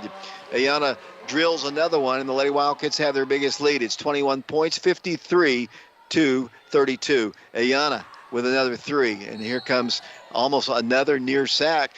Jenna scared her that time. She dropped her for a loss behind the line earlier, and Jenna came charging at her again, and it caused her to turn the ball over. Good play by Jenna. No contact this time. Right, yeah. I mean, just the way she attacked. I mean, she's got a linebacker's mentality. You can tell. Here comes Lindsey Cleveland down the floor, hands it off to Zay. Zay splits the defense, goes in the paint, throws one off the glass. Good. Great play by Zayana Stewart, and the Lady Wildcats are up now 55-32. 55-32 over Alcoa. Tornadoes break the press and easily get the ball down the floor. Oak Ridge, 55-34 the score, and play is halted because the third quarter has come to a close. After 3 quarters of basketball here at the Wildcat Arena, the final regular season game of the year, Oak Ridge Lady Wildcats 55, Alcoa 34. Back in 60 seconds. KOC Oak Ridge, your hometown choice for the orthopedic care you need. We're located right next to Methodist Medical Center on Vermont Avenue. Whether you've suffered a recent injury or have ongoing muscle and joint issues, we want to get you back to living the life you love. KOC Oak Ridge is honored to treat local student athletes, their families, and their fans. Give us a call today at 865-481-2541 or schedule your appointment online through our website with just a few clicks.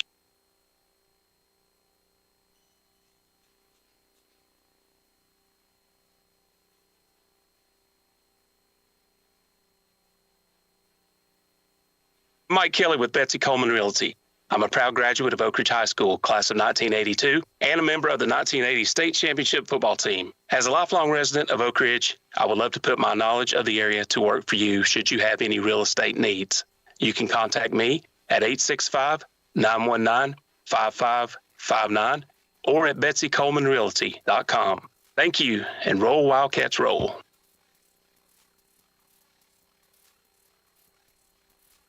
Welcome back once again to the Wildcat Arena. The third quarter comes to a close. Oak Ridge on top by 21 points here, 55-34. Lady Wildcats commit a foul. Lindsey Cleveland commits the foul. Oak Ridge also has in the ballgame Ayana Porter, Janaea Pippins, Jenna Johnson, and Zayana Stewart. 55-34, Lady Wildcats trying to win, as I mentioned, their 10th game in a row. We're going to check in and see if we can find some scoring of that Hall's Powell ball game. And, you know, I really can't tell who we might play. Here's a steal. Lindsey Cleveland has another steal, and she'll bring the ball quickly down the floor to Zay. Zay thought about driving, and of course she will. She'll kick it out left side. Out to the top it goes to Jenna Johnson. To Ayana, who dribbles the paint, drives in, works the ball to Lindsey, won't take the three, backs it up once again.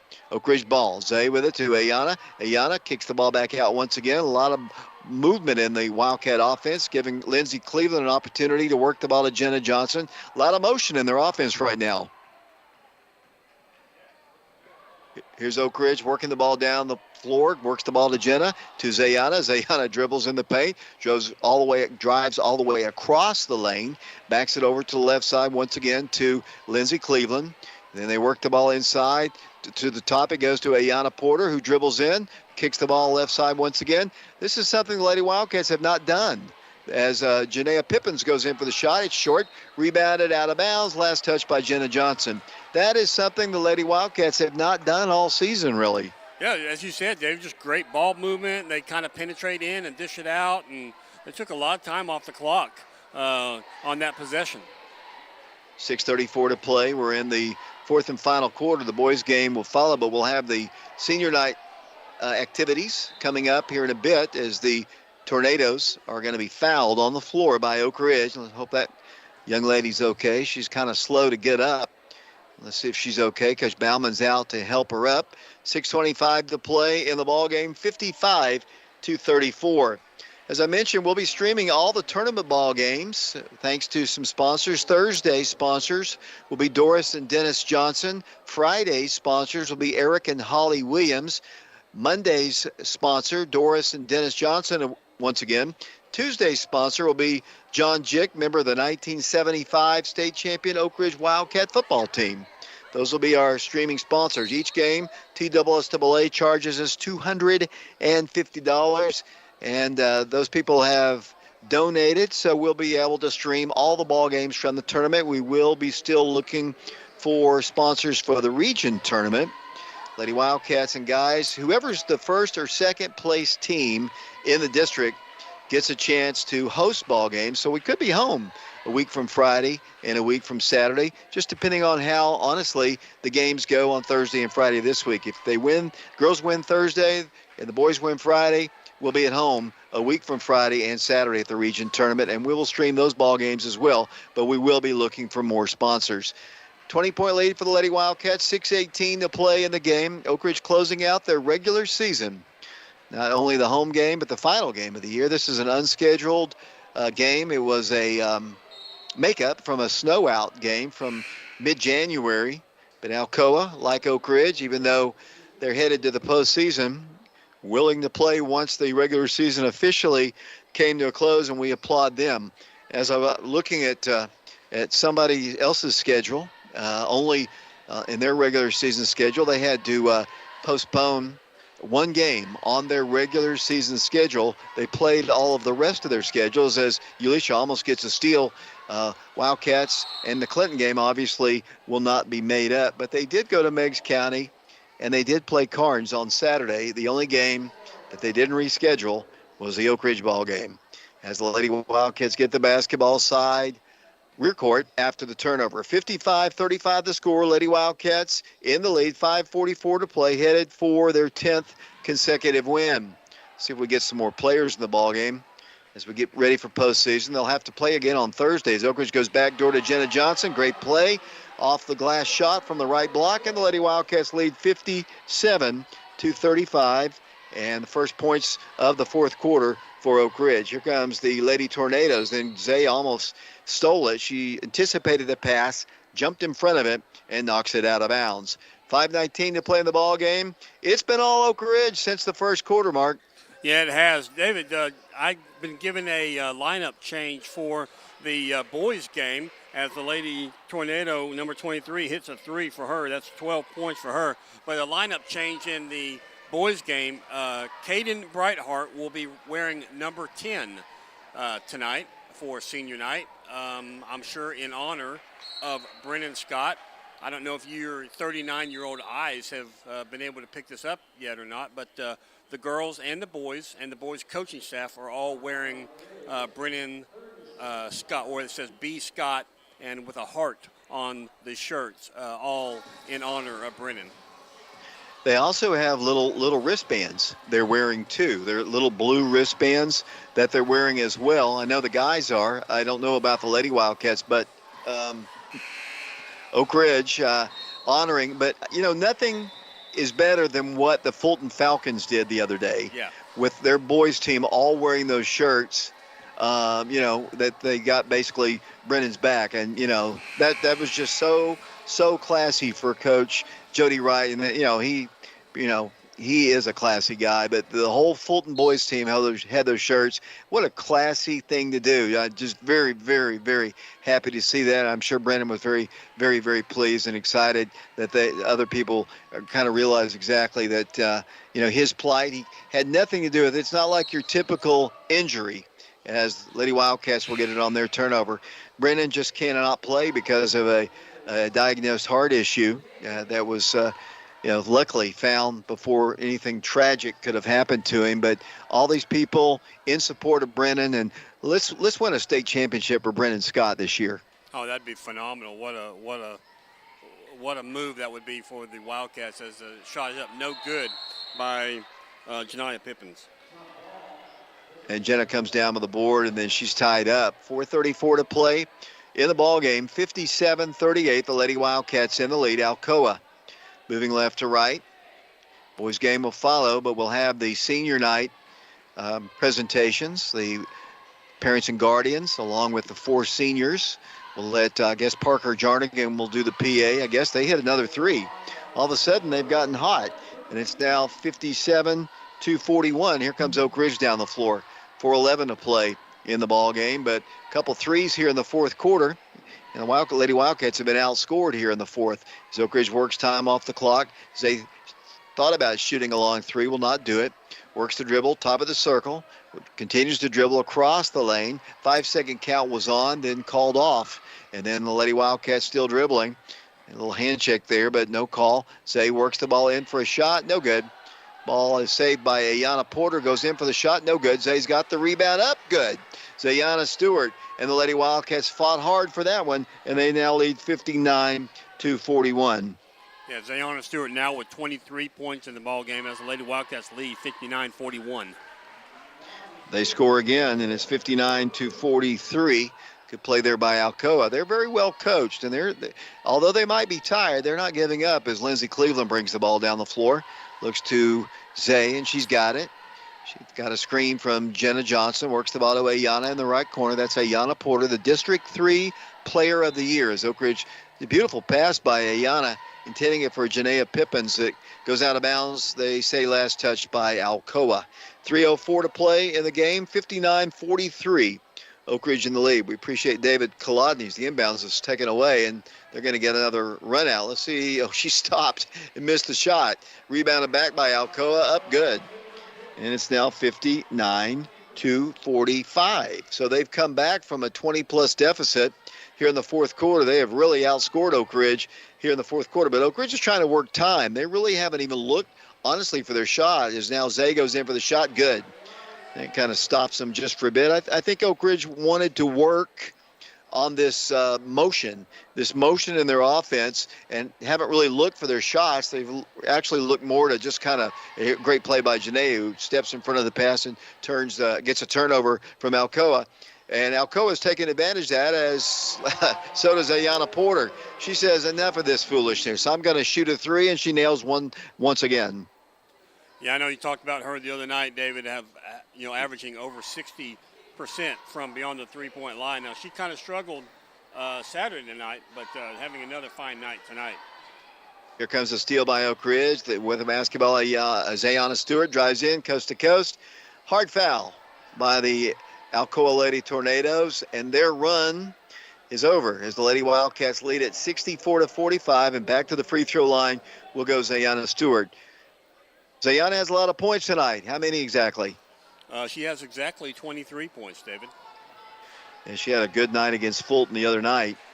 She's getting ready for the postseason. Lady Wildcats will play either Powell or Halls. Here comes a wholesale substitutions now. Evelyn Eubanks comes in the ball game. Paige Lawing comes into the game for the Lady Wildcats. Looks like Honesty Thompson comes into the ball game. Hayward Thornton. We'll have some. And then we'll have somebody for the shooter in a moment as Zay goes back to the line for her second attempt. 20-point Lady Wildcat lead, 65-45. Zay's second toss, good. And the Lady Wildcats will get Sakari Stewart in the ball game. So the Lady Wildcats clearing their bench a little bit. Back up by 21, 66-45 the score. Oak Ridge High School baseball begins on March the 7th. That'll be their first ball game. Kind of chilly. They don't usually start this early. Coach Free told me, as Sakari is going to knock the ball out of bounds, told me that they wanted to get an extra week in, because they go so long sometimes in the postseason. Some of the schools are already out by the time baseball ends, so they're going to start the season a week early. Here comes Alcoa working the ball in. A minute 39 to play in the ball game. 66-45 the score. Lady Wildcats, watch them shoot a three. It's no good. Tipped, taken away by the Tornadoes. Back up again, no good. Another shot, no good. Back up, fourth time, no good. This time, Evelyn had it. She had the rebound. Then she blocks the shot. She said, "You might have stolen that ball away from me, but I'm gonna get the ball right back." Boy, it's getting kind of chippy down there. A lot of contact. The ball goes out of bounds. It'll be Alcoa basketball. All substitute lineup in here as we get ready for a Thursday ball game, 6 o'clock against either Powell or Halls. You have a preference there, Mark? Halls, probably. Yeah, I would kind of agree. Although, Halls has been pretty good in the postseason in their classification the last 2 years. They've actually made it to the sub-state the last 2 years. I think they obviously lost a lot of graduation, and obviously when they moved from 3A to 4A, it's kind of hurt him a little bit as Lady Wildcats. Evelyn was heading down the floor, and Honesty was trying to give her the ball, but she had her back turned, and then Honesty commits a personal foul. 44.3 seconds to play in the ball game. Oak Ridge on top, 66-45. So Oak Ridge will end the 3-game losing streak to the Lady Tornadoes tonight, and they will win their 10th consecutive game. And in past years, Mark, we've talked about this several times. When they've headed to the postseason with the bye, sometimes there's a full week before they play. This game and the game Saturday have really made it just a kind of a short turnaround. not much of a gap. They'll play. The girls will play Thursday. The boys will play on their regular day on Friday. So it's just a typical for them. It's Tuesday, Friday, as the travel's called against Oak Ridge. And girls have a little bit of a turnaround, but only 2 days. They'll have 1 day to prepare. But I know they're excited about the postseason. It's the best time of the year, I think, basketball season. The NCAA tournament right around the corner. Best time of the year. Oh, without a doubt. You got the SEC tournament, and then followed by the NCAA tournament, and you got the high school tournaments leading up to that. So another block by Evelyn Eubanks, and the crowd just goes crazy for that one. That's at least 2 blocks on the night for her. Evelyn does that. When she gets her offensive offense down, she's going to be a force for the Lady Wildcats. Right now, she can rebound and she can steal, but she's just not confident, I don't think, with her shot. Oh, good deep defense there by Oak Ridge. I believe that the Lady Wildcats just reach in and cause a tie-up. That's Anaya Hayward-Tharp, and the alternate possession arrow will give Oak Ridge the ball. Paige Lawing will work the ball in. 9 seconds to play in the ball game. The Lady Wildcats will come away with a 20-point win unless we score right here. And here's a 3 at the buzzer. No good. The game is over. Congratulations to the Lady Wildcats. They close out the regular season with an impressive 66-46 victory over the Alcoa Lady Tornadoes. The Lady Wildcats now are 18-7 on the year. They've won 10 consecutive ball games, and they win it 66-46. Here in a few short moments, Mark, we'll be going down to the floor for senior night, and we'll have that for you. We'll also have Mark's stats, but quickly, Mark, your thoughts on the Lady Wildcats. After the first quarter, it was all Oak Ridge. Yeah, it was. It's, my thoughts, David, are, it's great to break the Alcoa winning streak, as you said. Alcoa has 3 straight wins against the Lady Wildcats. Lady Wildcats come in tonight with a 20-point victory over the Lady Tornadoes. They, like I said earlier, the lead kind of went back and forth in the first quarter, but after that, it was all Lady Wildcats. I'll go over it later, but actually the Lady Tornadoes outscored the Lady Wildcats in the fourth quarter, but it talked about too little, too late. That's exactly what it was, because Lady Wildcats, as I said, still come away with a 20-point victory. Let's take a quick timeout. In a moment, we'll go down to the floor and the presentation. Oak Ridge wins it 66-46. Back with senior night in 30 seconds. Chancellor Jamie Brooks has been practicing law in Anderson County for over 30 years. He knows our community, our people, and our values. He's a conservative with the experience and temperament you want in a judge.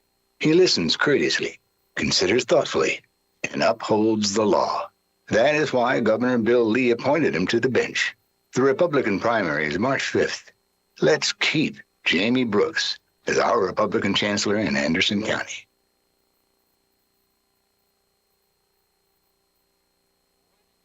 Looks like Teresa Seals is getting all the players set, the 4 senior ball players. Let's go down to the floor. The Oak Ridge High School Wildcats and cheerleaders. We'll begin tonight's recognition as we celebrate the 2024 Wildcats basketball team. Please direct your attention to the court, where Joe Gaddis, Oak Ridge High School Athletic Director, and Drayton Hawkins, Oak Ridge High School Principal, and Stephanie Thompson, Senior Principal, will welcome our senior basketball players and guests, along with head basketball coach Aaron Green, assistant coaches Ronnie Scott, Danny Green, and Ted Mitchell. Caden Breitharp, son of John and Crystal Breitharp.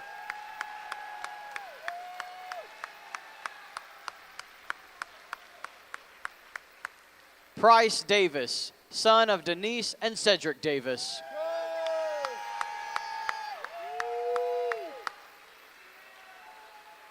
Brandon Hayward, son of Jocelyn Hayward.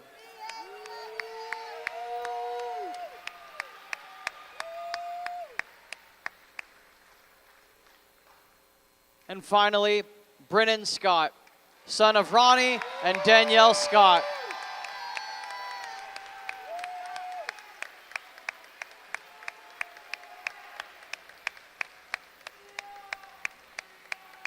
We would like to say thank you to these Wildcats for their participation in athletics at Oak Ridge High School and for giving the fans the opportunity to watch them on the court as they have represented their team. Congratulations to these senior athletes and their families. We wish you continued success. Ladies and gentlemen, once again, a round of applause.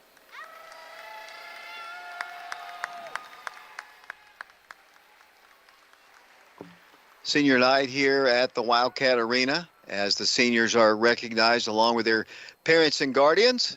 And great round of applause for Brennan Scott, who had to play his last ball game up at the Arby's Classic, and he's posing down on the floor for photographers, his mom and dad, his little sister, and he walks off the floor. He's still a valuable member of the Oak Ridge program as a leader on the bench. He's been in almost every practice. He's been at every ball game, and we look forward to great things from Brennan Scott. Maybe not on the basketball court anymore, but we look forward to him. 66-46 was the final score of the girls' game. Now we go down for the cheerleaders recognition. Daughter of Clintea Mitchell.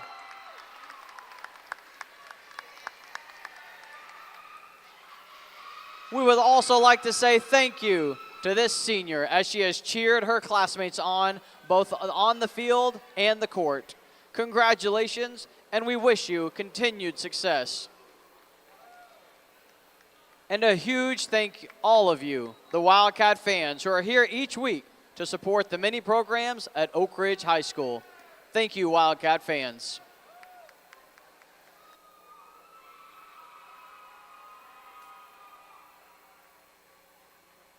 Always great to see Roger Mitchell down on the floor as that one lone senior cheerleader recognized. Clintea Mitchell's daughter. Madison Mitchell is the cheerleader. We didn't get the first part of Parker's introduction here. Let's take a quick break. I know Mark's still working on the stats. In a moment, we'll have the boys' game following, and Coach Paige Taylor will also join us. We'll be back. Lady Wildcats win at 66-46. We'll be back in 3 minutes with a look at the final stats. Main Street Lofts, a premier rental community to do what you do, enjoy life, and thrive in historic Oak Ridge, Tennessee. Enjoy the lifestyle you deserve with amazing amenities and stunning modern features throughout your apartment home. Our community is sure to please. Enjoy the 24-hour cutting-edge fitness center. Take a dip in our sparkling saltwater swimming pool, or cozy up on a chilly night at our fire pit by our grilling stations. Your furry four-legged friends will surely love exercising in our pet park and getting pampered in our pet spa. Schedule a tour of your new home today or visit us 24/7 at themainstreetlofts.com to view our floor plans and amenities. Our website has our current availability, and you can just apply for your new home from our website. It's time to love where you live. Chancellor Jamie Brooks has been practicing law in Anderson County for over 30 years. He knows our community, our people, and our values. He's a conservative with the experience and temperament you want in a judge. He listens courteously, considers thoughtfully, and upholds the law. That is why Governor Bill Lee appointed him to the bench. The Republican primary is March 5th. Let's keep Jamie Brooks as our Republican chancellor in Anderson County. Washboard Wash and Fold Laundry Service is designed to assist customers providing a cost-effective means to having their clothes cleaned and processed. Our wash and fold attendants strive to meet the trust placed on them using a variety of fabric cleaning products of the customer's choice. Our customers have the choice of same-day wash, dry, and fold, or another date that fits their schedule. The Washboard Wash and Fold drop-off service is open Monday through Friday, 8 a.m. to 8 p.m., and Saturdays, 8 a.m. to 4 p.m. We're located at 113 Robertsville Road in Oak Ridge. After hours, the drop-off box is available for the customers who work late or need to be to work before 8 a.m. We offer our services to an array of the Oak Ridge community, working parents, persons working extended hours, and local businesses. We are proud of our service to ORHS and other local schools and associations. If time is not an issue, stop by and use the self-service laundry at Bob's Washboard Laundry at 113 Robertsville Road in Oak Ridge. Call our staff at 865-951-3237 for any questions you may have. I'm Mike Kelly with Betsy Coleman Realty. I'm a proud graduate of Oak Ridge High School, class of 1982, and a member of the 1980 state championship football team. As a lifelong resident of Oak Ridge, I would love to put my knowledge of the area to work for you should you have any real estate needs. You can contact me at 865-919-5559 or at BetsyColemanRealty.com. Thank you, and roll Wildcats roll. Come in, discover the difference of an independent insurance agency. Fox Insurance Group, Oak Ridge. Welcome back once again to the Wildcat Arena, where the Lady Wildcats have won their ball game by a final score of 66-46. Let's go down to Mark now with the final statistics. Thank you very much, David. Leading scorer for Lady Wildcats was Zayona Stewart. She finished the ball game with 27 points. She was 9 of 18 from the field, 9 of 11 from the free throw line. Also in double figures, Ayana Porter. She had 16 points. She was 6 of 12 from the field, 4 of 8 of those from beyond the three-point line. With 6 points tonight was both Lindsay Cleveland and Ulisha Mitchell. Lindsay was 3 of 4 from the field. Ulisha was 3 of 4 from the field as well. With 8 points was Jenna Johnson. She was 4 of 8 from the field. And 3 points for Janiah Pippins. She was 1 of 7 from the field. Actually, she had to have had, 6 points in the ball game. No, she only had 3. She was 1 of 7 from the field, 1 of 1 from the free throw line. I just confused myself. Leading scorer for the Lady Tornadoes with 14 points was Maddie Stewart. She was 6 of 9 from the field, 2 of 2 from the free throw line, 12 points by Gwen Carolee. 4 of 7 from the field, 2 of 5 from the free throw line, 9 points added by Amelia Pfeiffer. 4 of 8 from the field, 1 of 4 from the free throw line. So Pfeiffer gave the Lady Wildcats a lot of trouble in the first half. She had 9 points in the first half, but the Lady Wildcats shut her down in the second half. She was simply 0 of 2 in the second half. Also scoring for Lady Tornadoes was, number 12, Caitlin Pitts. She had a 3-point play. She was 1 of 2 from the field, 1 of 2 from the free throw line. Also with 3 points was Bella Dougherty, 1 of 2 from beyond the three-point line. 2 points for Hallie Bailey, 1 of 4 from the field, and 2 points as well from J.C. Cox off the bench. She was 1 of 1 from the field, 0 of 1 from beyond the three-point line. As a team, the Lady Tornadoes were 18 of 39 from the field. They were 15 of 33 in twos, 3 of 6 in threes, and 6 of 13 from the free throw line. I'm not sure I gave the team statistics for the Lady Wildcats, so I'll do that now. Lady Wildcats were 26 of 54 from the field, 22 of 42 from two-point land, 4 of 12 from three-point land, and 10 of 12 from the free throw line. So a fine night from the free throw line for the Lady Wildcats. Lady Wildcats led after the first quarter, 17-14. Then they really opened it up in the second quarter, outscoring the Lady Tornadoes 23-12 in the second quarter, taking a 40-26 lead into halftime. Lady Wildcats in the second half, they come out in the third quarter. They once again outscored the Lady Tornadoes, this time 15-8, to take a 55-34 lead into the fourth quarter. So with a 21-point lead going into the fourth quarter, Lady Wildcats were outscored by the Lady Tornadoes as they edged them out, outscoring the Lady Wildcats 12-11. But the Lady Wildcats still get a 20-point win as the Lady Wildcats victorious tonight, David, 66-46. Mark, before we bring Shawnee in here real quick, we have a final score from the District 3 tournament. The Lady Wildcats will be taking on the Halls Lady Red Devils. They defeat Powell today 54-53. Powell, I understood, led the entire way, but a nice comeback by the Lady Red Devils, and they win the ball game 54-53. All time, I don't know if history's on our side. The Lady Wildcats have never lost a postseason game to the Lady Red Devils. They are 14-0 against the Lady Red Devils in the postseason. But, things can change. But if history's on our side, that's a good stat. Let's bring Shauna in to talk about the third ball game of the night, the Wildcat boys taking on the Alcoa Tornadoes. Take it away, Shauna. Thanks, David. Tonight is senior night. As we just heard, 4 seniors were honored down below for their 4 years in the program. Brennan Scott's season ended prematurely, but he ends with the 724 career points and 141 career three-pointers, which is good enough for 8th of the all-time list. Caden Brightheart has 784 career points into tonight's game, which is the 45th most all-time. Bryce Davis and Braden Hayward don't have the big numbers in terms of stats, but their leadership has been invaluable to the Wildcats, especially this season. We wish them well in their future endeavors. Tonight, the Wildcats are taking on Alcoa, a team they've been playing on and off since 1949. Alcoa's season to date has been an up and down one. Before last night's win over Harriman, Alcoa had lost consecutive games to Maryville and Gatlinburg-Pittman. Their most impressive wins have come against Webb and Maryville. Oak Ridge and Alcoa have 4 common opponents: Fulton, Austin East, Hamilton Heights, and Greenville. The Tornadoes, like Oak Ridge, lost to both Hamilton Heights and Fulton, but split with Austin East. Alcoa lost to Greenville, while the Wildcats beat them at the Arby's Classic. Oak Ridge has also lost to Austin East. Oak Ridge on Saturday night lost to the Fulton by 2, while Alcoa lost by 11 points on January 11th. Like Oak Ridge, Alcoa's schedule has been a tough one, and their record does not indicate how good this team is.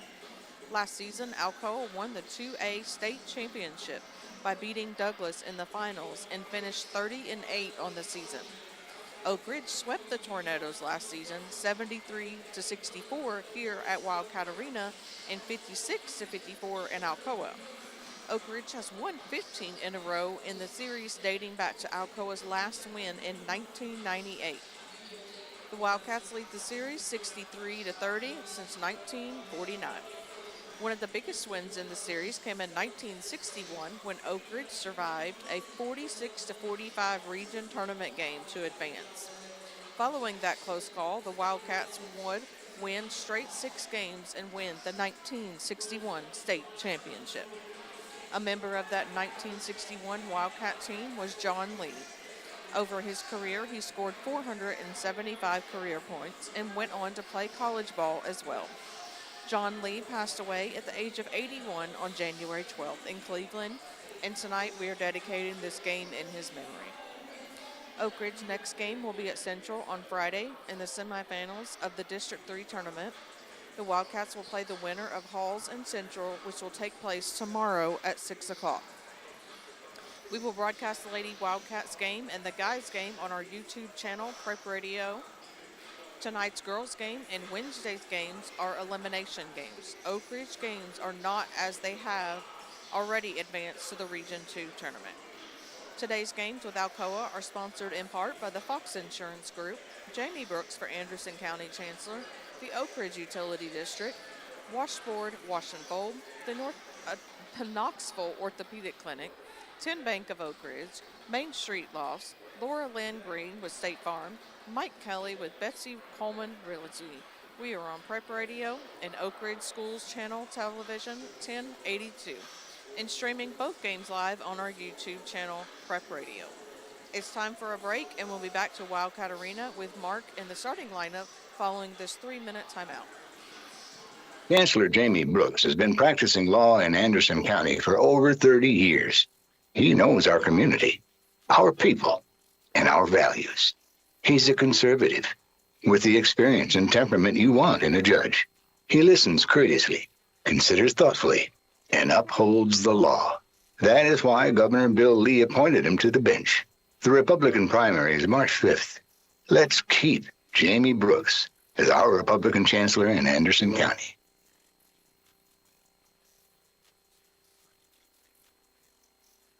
David Clary back here at the Wildcat Arena, just seconds away from the start of the boys' game. Let's go down to Parker Jarnigan with the starting lineups.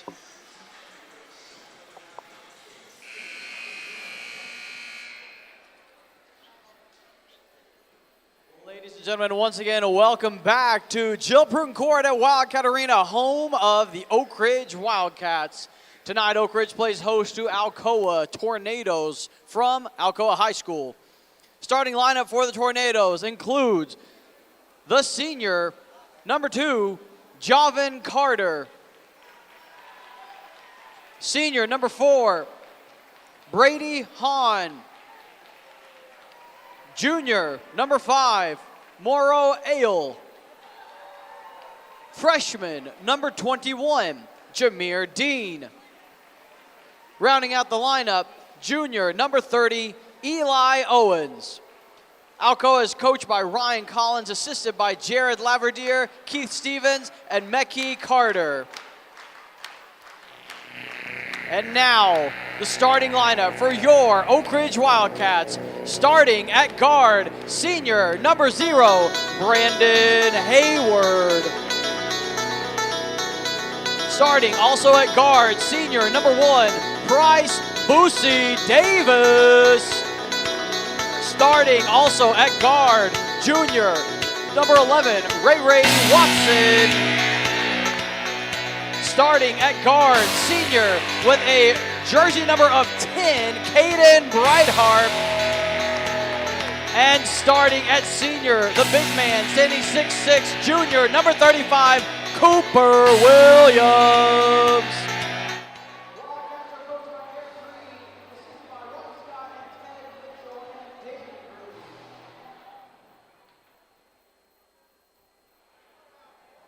And we're about to get set here from the Wildcat Arena. The two teams heading out. And as you pointed out to me earlier, Mark, Brennan Scott obviously not able to play, but Caden Breithart, his senior classmate, is wearing his jersey tonight in honor. And we're about to get set. Cooper Williams will be jumping, and he'll be going against Jamar Dean, and the ball game is underway as Matthew Queener skies it. It's up controlled by Cooper, and we are underway here at the Wildcat Arena. 0-0 the score. Oak Ridge and Alcoa, final game of the regular season. Raekwon Watson with the basketball. Works the ball top of the circle to Breithart around to Price Davis. Price works it into a wide open Ray, and the Wildcats take a 2-0 lead. 7:41 to play. Ray wide open, an easy bucket to start the ball game. Then a timeout immediately is asked for by the head coach, Ryan Collins of the Alcoa Tornadoes. So and it kind of reminds me of, Mark, you'll remember this, when Steve Shipley was the head coach at Oak Ridge High School. I remember one time we were about 3 seconds into the game. He didn't like what he saw. He called a timeout, and that's kind of what Ryan Collins did right there. And they'll have the basketball coming down the floor. 7:38 to play, just underway. The Lady Wildcats won 66-46. They'll play Halls of the district tournament. The junior varsity won as well, 69-59. So the Wildcats going for the triple sweep tonight against the defending state champion Alcoa Tornadoes. Alcoa shoots a 3. It's off the mark, no good. Rebounded by Cooper Williams. Here comes Oak Ridge down the floor. The junior point guard, Raekwon Watson, for 3. Little strong, no good. The Wildcats' Brandon Hayward pulls down the board. Here comes Oak Ridge back with Caden Breithart for the shot. Good. Caden scores, and it's 4-0. So the Wildcats starting the all-senior lineup. And number 10's in there as well, as Caden Breithart, as I mentioned, is wearing a Brendan Scott's jersey. Here's a long 3. It's up, clanging off the iron, no good. Tracked down by Oak Ridge. Here come the Wildcats down the floor. Ray with it. Ray's the only junior on the floor. Oh, great pass into Cooper for the shot. Good. And Oak Ridge leads Alcoa 6-0. 6:42 to play in the first quarter. Here come the Tornadoes down the floor. They'll walk the ball across the line with Javian Carter, a Mr. Basketball finalist for the Alcoa Tornadoes. He works the ball to Jamar Dean. Dean works the ball left side to number 4. That'll be Hahn. They pull up, shoot a 3. No good. Rebound. They'll kind of pull that one down. Ball's right in the hands of Oak Ridge's Raekwon Watson, but he didn't aggressively go for it. The Wildcats got lucky and got the board. Ray sets it up once again, then throws the ball away. Layup on the other end, good. Ray's got to be a little bit more attentive there as the Wildcats bring the ball down the floor, leading 6-2. 6 minutes to play in the first quarter. Raekwon with it to Price Davis on the right wing, finds Brighthart with the basketball. He misses the shot from just inside the lane. Rebound pulled down by Cooper Williams. The Wildcats set it up with Brandon Hayward. Along the baseline it goes to Price. Around the horn it goes. Once again to Brighthart. Brighthart had Price early inside the paint. Could not get the ball to him. Fires it over to Ray along the baseline. Then throws the ball off the top of the backboard out of bounds. And the Wildcats turn the ball over. 5:34 to play in the first period. 6-2 our score. And down the floor with the basketball will come the Alcoa Tornadoes, Javian Carter. Picked up by Ray, dribbles around him all the way to the baseline. The Mr. Basketball finalist missed the shot. Rebound to the Tornadoes. Then the Wildcats steal it with Price Davis. Then Price throws the ball away. Not a great start as they work the ball in for a shot. No good, but a foul is going to be called against Price Davis. A couple of really unforced turnovers have hurt the Wildcats, and the Alcoa Tornadoes will go to the free throw line with, looks like, Dean at the line. Mark? Yeah, it will be Jameer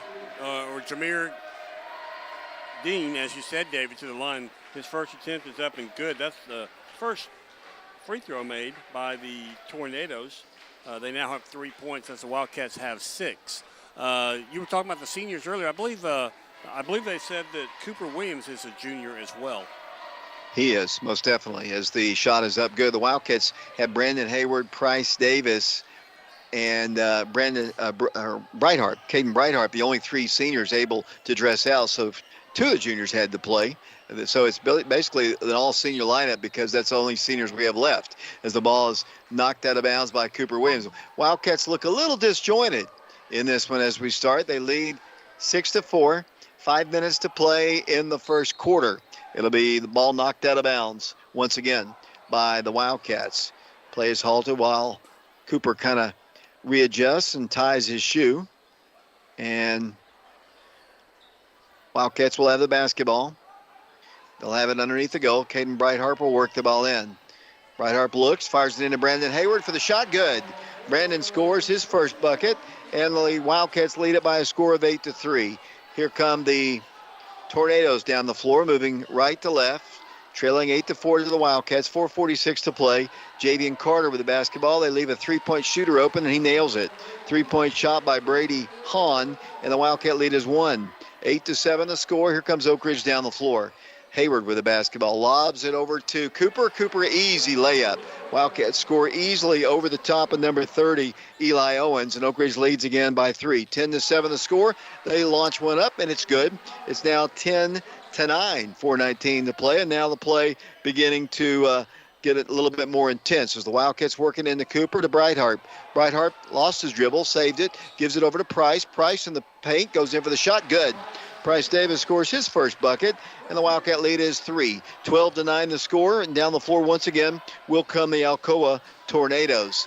Wildcats have won 15 straight in the series, and a lot of them have been close. Last year, Mark, you might remember the game at Alcoa where the Wildcats won at the very end. Grayson Strader blocked his shot, which would have won the game as they launched a 3 and were tied.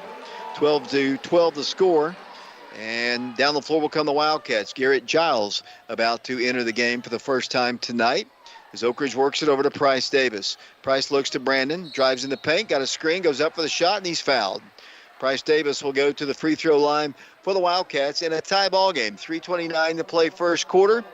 Price at the line for Oak Ridge. He is a 50% free throw shooter on the year. Balanced scoring tonight for the Wildcats as all 5 starters are on the board. Price goes to the line with 2 points. His first shot is up, no good. You'll have another one. Here comes Garrett Giles in the ball game. Wildcats substitute out. It'll be Brandon Hayward goes out. 12-12 the score. 3:29 to play first quarter. Wildcats have led the entire way. But we're tied now as Price goes to the line. Second toss, good. No good. 0 for 2 at the line, and the Tornadoes can take their first lead. Down the floor with the basketball.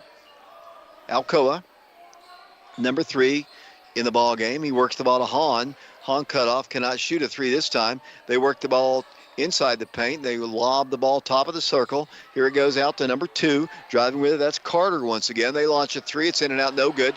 Long rebound, tracked down by the Tornadoes. Carter with the basketball once again. and he drives in the paint, shoots, and missed it. Cooper pulls down the board. Here come the Wildcats down the floor. You don't see that guy miss a lot of shots. We've had a lot of games with him over the course of the last several years as Oak Ridge drives in with a layup. Good. As Ray scores off the glass and Oak Ridge retakes the lead. 14-12 the score. Javian Carter, a Mr.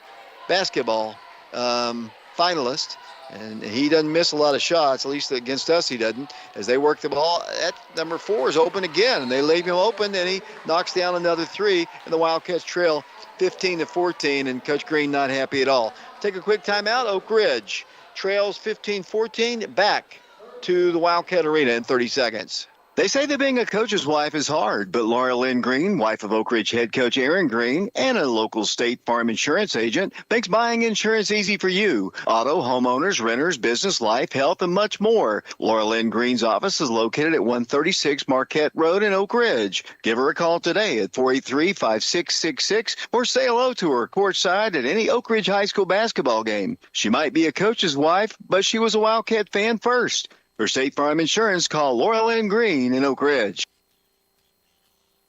Welcome back once again to the Wildcat Arena. 15-14, Wildcats trailing for the first time in the ball game. Here comes Raekwon Watson with the basketball down the floor. Good crowd for a Tuesday night ball game. Caden Brightheart, Garrett Giles, Raekwon Watson, Cooper Williams, and Shamar Green in the ball game. Cooper's got it in the paint, and before that, whistle blows and a little bit of a push called, kind of a little ticky-tack foul called against the Tornadoes. It'll be Oak Ridge basketball underneath the goal. Oak Ridge has a height advantage in this one, Mark.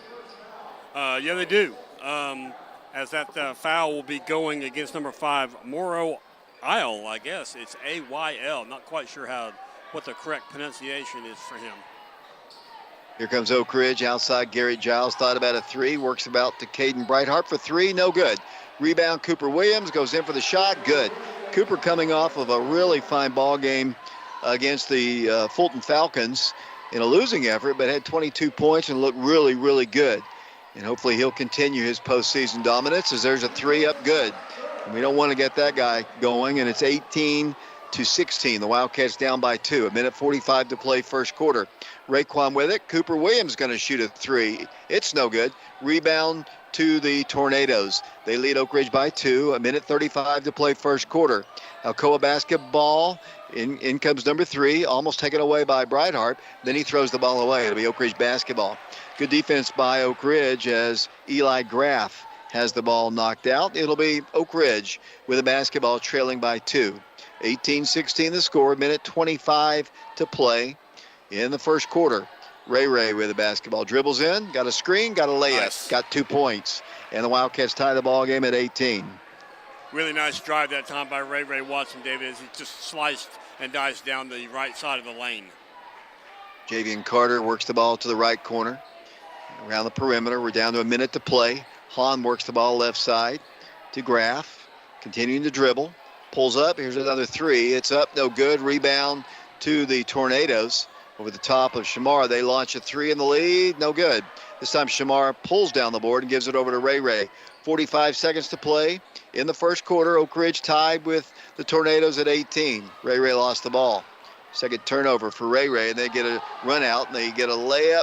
They're going to call a foul. Little touch foul. Stop the layup, but the Wildcats turn the ball over with and then commit a foul on the other end. Stopped what was going to be an easy 2 points as Ray's going to come out of the game, and Price Davis is going to check in.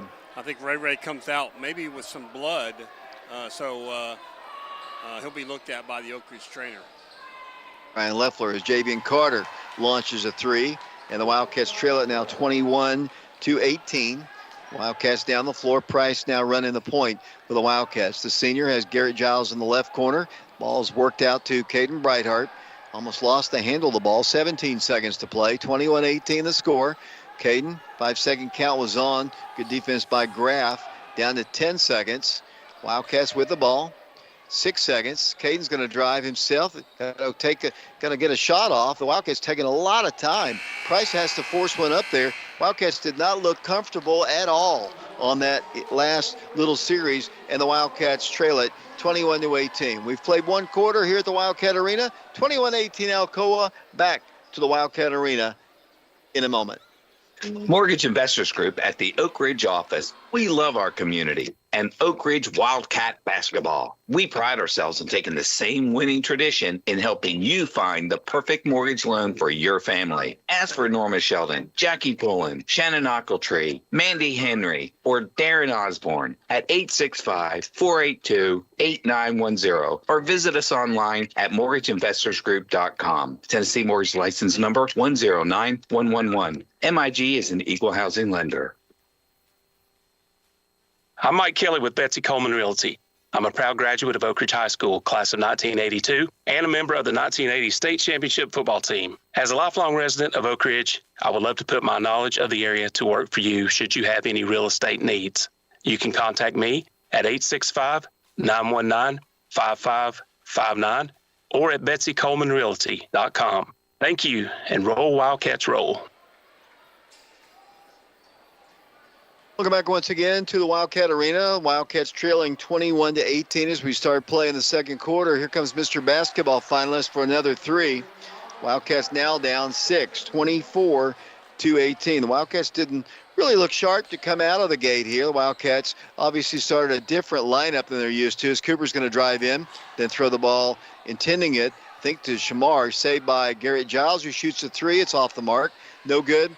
Rebound to the Tornadoes. The Wildcats trailing by 6, 24-18. We talked about this earlier as they dribble in. That's going to be a jump ball, the alternate possession arrow to Oak Ridge. Good defense there by Price Davis. It'll be Oak Ridge ball.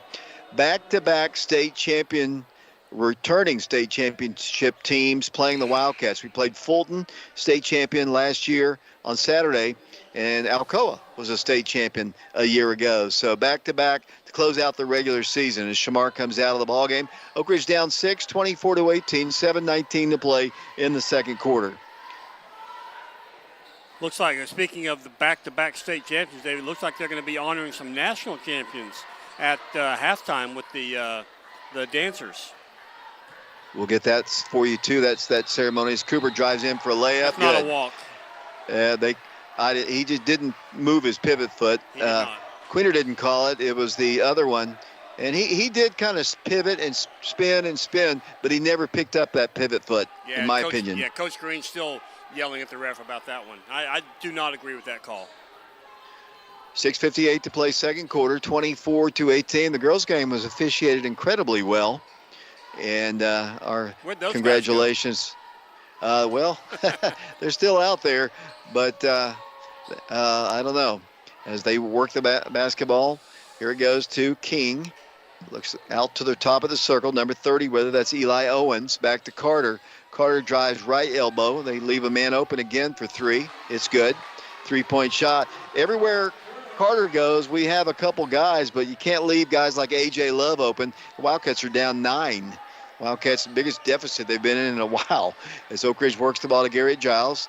Wildcats force it into Cooper again. To Garrett, he goes in with a reverse layup, and he steps out of bounds with the basketball. Wildcats not too sharp here to start the ballgame, Mark. Yeah, it's kind of like senior night is kind of taking them out of their mojo. You know, they started with a different lineup, obviously, so a different chemistry, and now they have their, as they put more of their starters in, they haven't got that chemistry back yet.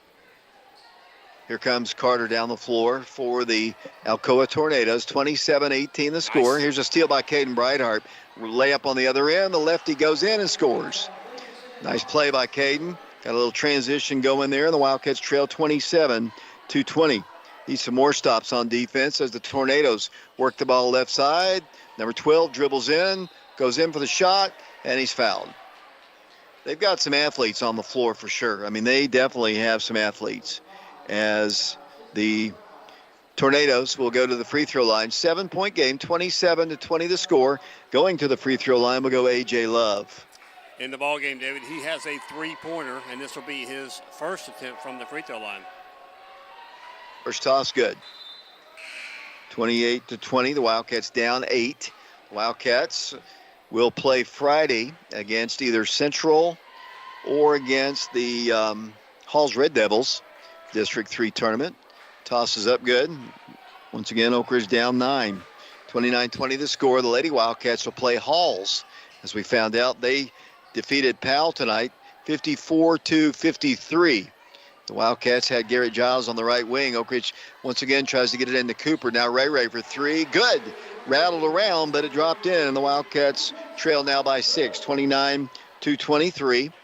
As the Lady Red Devils win 54-53, and they will advance to play in the region tournament as well. And they'll play Oak Ridge 6 o'clock on Thursday at Central High School. The Wildcats will find out their opponent tomorrow with the ball games being played at Central, the district tournament. Javian Carter pulls up, shoots a three. That is why he's a finalist for Mr. Basketball, Mark. Yeah, he already has 14 points in the ball game there. That's his fourth three-pointer.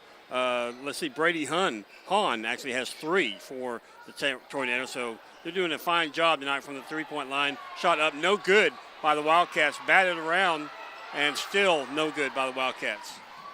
Yeah, and then the ball's taken down the floor by Carter. He's going to drive the baseline, kick it out to number 21, who has the ball ripped away by Brandon Hayward. Knocked out of bounds, they say, by Alcoa. Wildcats down 9, 32-23. Brandon's going to come out of the ball game. Cooper's going to come out of the ball game. Shamar Green will check in. Wildcats have got to get their perimeter game going. They've been a little bit off with that the last few ball games. As the Wildcats bring the ball down the floor, 4:30 to play second quarter. Wildcat basketball. Price Davis in the ball game. Caden Brightheart in the ball game. Garrett Giles, Shamar Green. The Wildcats Ray wanted to drive in against number 21, Dean. Here's a three. It's up and it's good. Wildcats knock one down. Yeah, Caden was wide open as he just came off a screen for the Wildcats and just drilled that three-pointers. Here's a deflection, and they've got the basketball. Got to guard Carter. Oh, my gosh, there's no way. That was from NBA range with a guy in his face. He is outstanding. That's why, like I said, he's a finalist for Mr. Basketball, and he's going to have 20 points by halftime or more. Yeah, he's already at 17. 35-26 the score, Oak Ridge basketball. Be horrible to be beaten by one guy. Here's a fadeaway shot, no good. Before that, blocking foul is going to be called against the Tornadoes. 3:40 to play in the first half, 35-26. Wildcats trailing. It'll be Caden Brightheart to work the ball in. They were state champions a year ago. The team we played Saturday were state champions. So Wildcats have the basketball. Price Davis to Cooper. Nice. He goes inside, go for the dunk. Got to take the shot. It's good. Count the bucket. I was wondering, he was trying to draw the contact, but I thought sometimes if you don't go ahead and take the shot, they don't give you the shot opportunity, but he made it, and Garrett will go to the free throw line. Yeah, that's Garrett's first 2 points of the ball game, David. This will be his first attempt from the free throw line. Is checking out will go Caden Brightheart. Back in will Cooper Williams. 35-28, 7-point lead for the Tornadoes. Garrett's free throw is good. He is a 68% free throw shooter, and the Wildcats trail it by 6 now, 35-29. Down the floor with the basketball will come the Tornadoes. They try to get the ball inside. Here's a deflection, and then a three-point shot wide open. They miss one. Rebounded by Shamar Green. Wildcats running the floor. Ray with it. Ray behind the back. Sets up the offense, top of the circle. Wanted to shoot a three. Works the ball to Price. Then he throws the ball away. Try to force it in once again. The Wildcats want to get the ball inside, but, eventually they leave number 4 open again. He knocks down a three. That's turnovers. That's his 4th-3, David. He now has 14 points. That's Brady Hahn. And the Wildcats are down by 9 again. Wildcats lob it into Shamar, and the ball's knocked out by the Tornadoes. Wildcats, as a timeout is asked for, the Wildcats sometimes get in. I know we've got the advantage inside, and they want to get it to their big guys, but sometimes the Wildcats force it inside, that like they've done the last 2 trips down the floor, and they're fortunate that ball was knocked out of bounds. I think it's a great game plan, and I understand it, but sometimes, if it's not there, you don't try to force it in. Yeah, I think what the Wildcats are underestimating is the speed of the Tornadoes, David, because, they tried to bounce pass in there, and their quickness just deflected the pass. It had nothing to do with a height advantage or anything, but, you got to make sure that you have good, crisp passes and that you have an open lane as well. They're going to say it's Alcoa's ball. I didn't see it that way, honestly, but We'll go with that. I mean, they're down there closer than we are. Wildcats trailing by 9. The Wildcats trail by 3 after one quarter. Javian Carter with the basketball, dribbles past his man, drives in, shot is no good. Wildcats can't get the rebound. The Wildcats had bodies there, but they just couldn't get it. Here comes the Wildcats trying to stop Carter, and Shamar almost did right there as they work the ball. Top of the circle, driving in to the corner once again. They're quick. Wildcats have their big lineup in, which is not as quick. That's kind of what I've seen, what Carnes does to us, is they put up a three. They have a quicker lineup against our bigger lineup, and it doesn't always work. Here comes Oak Ridge down the floor. Ray dribbles in. He lost the ball again, grabs it right back. The Wildcats don't force it, Ray. Wildcats, other people are open. So Wildcats work the ball left side of Garrett Giles. Garrett drives in, goes inside of Cooper, goes in for the layup. Good. Great unselfish play that time. The Wildcats trail by 7. Yeah, great assist that time by Giles Garrett, David, as Cooper Williams just came along the left baseline and goes under the rim and puts it up on the right side. Got to get some stops on defense, though, as number 21 holds the ball. Then he lobs it over towards the Oak Ridge bench. Tracked down by Carter. Then they leave that guy open, wide open. Shamar tries to block the shot. No good. Rebounded by Caden Brightheart. Wildcats gambled a little bit and got lucky as Caden brings the ball down the floor. Here goes to Garrett in the left corner. Dribbles in, pulls up, has his shot blocked. Never really had his footing, and they're going to set up for a dunk. And Caden knocks it out of bounds. Looked like Garrett never really had his footing as he was trying to get set and turn the ball over. Yeah, it definitely looked awkward. It looked like when he planted to go up, that he must have slipped or something, because he only got about maybe an inch off the ground. Three-point shot is up, no good. Rebounded by Raekwon Watson. Wildcats push it up the floor to Caden Brightheart. Nice pass. Wildcats have the shot blocked, though. Price Davis was down there, and there was a major mismatch in size, and he had his shot blocked and just ripped out of his hands by Jameer Dean. It'll be Alcoa ball. Wildcats down 7, 38-31. Wildcats started out strong, took a 6-0 lead, led at one point 14-12, but that was the last time they've led. Wildcats down 7 right now as Dean drives in, backs it up with a pass to Carter. Wildcats set a trap. They work the ball left side. Three-pointer. Good.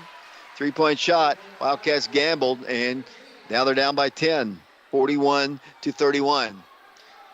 31 seconds to play. Brightheart looks inside, kicks the ball to Ray. We need somebody to drop a three in. That shot is no good. Rebound Shamar, back up with the shot. No good.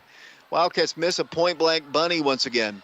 10-point game, 41-31 the score, 16 seconds to play as the Tornadoes drive in, kick the ball left, three-pointer again, wide open, corner shot, good. Wildcats chasing and down by 13, and here's the final play, and a shot by Price at the buzzer is no good.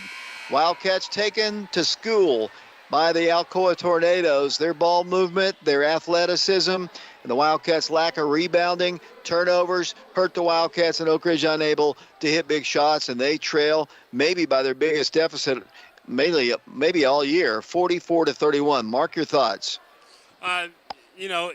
Looking at the stat sheet, David, they've only got 2 players who have really scored for them, and that's Gavin Carter and Brady Hahn. Both of them with 17 points. So, you kind of focus on those two. I mean, you just can't give out the threes. I mean, both of them are hitting, 5 threes each. So, impressive night for them. But the Wildcats, they've got to, they're already in Carter's face all the time, but, they just can't not give up those many threes. Let's take a quick timeout. Coming up in a moment, we'll have the head coach of the Oak Ridge High School Lady Wildcats. It looks like we're going to have another presentation down on the floor, the national champion dance group. And I don't know if they're going to be narrated or not. It looks like we will. So let's go down to the floor and we'll talk to Coach Taylor in a moment.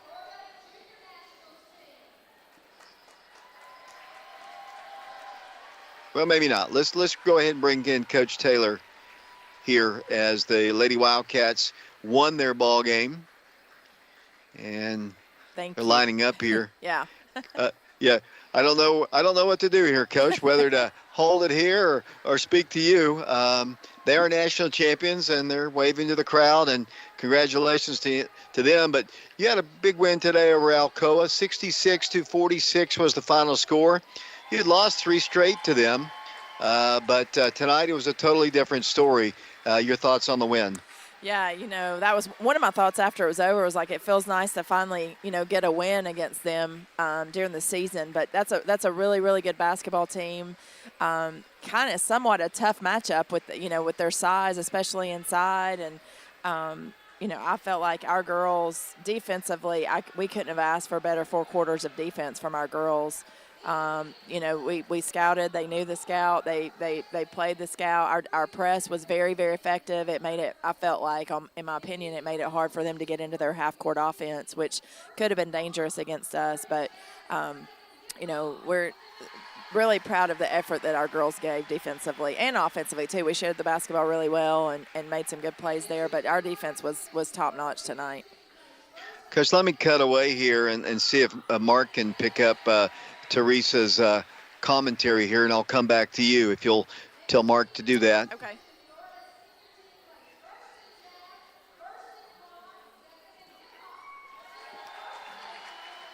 Hundredths of a point. Not only did they represent their studio and respective schools, they were also honored by Oak Ridge City Council yesterday as they were proclaimed Oak Ridge Dance Team National Training Association Day in honor of their national championships. Let's show these dancers and their instructors how much we appreciate them for all their hard work and dedication.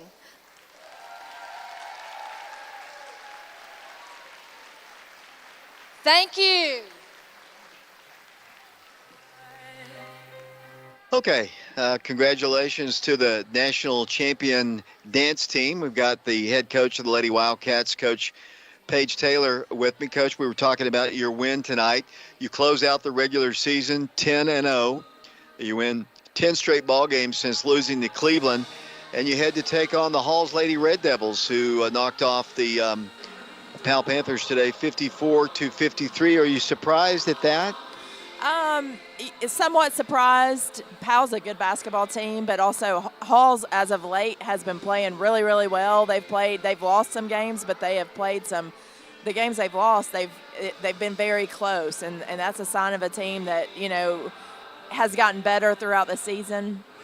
Teams that beat them pretty easily early on had trouble with them towards the end, and so yeah, a little bit surprised just knowing Powell and the talent that they have, but also on the flip side of that, not, because Halls has been playing really well as of late.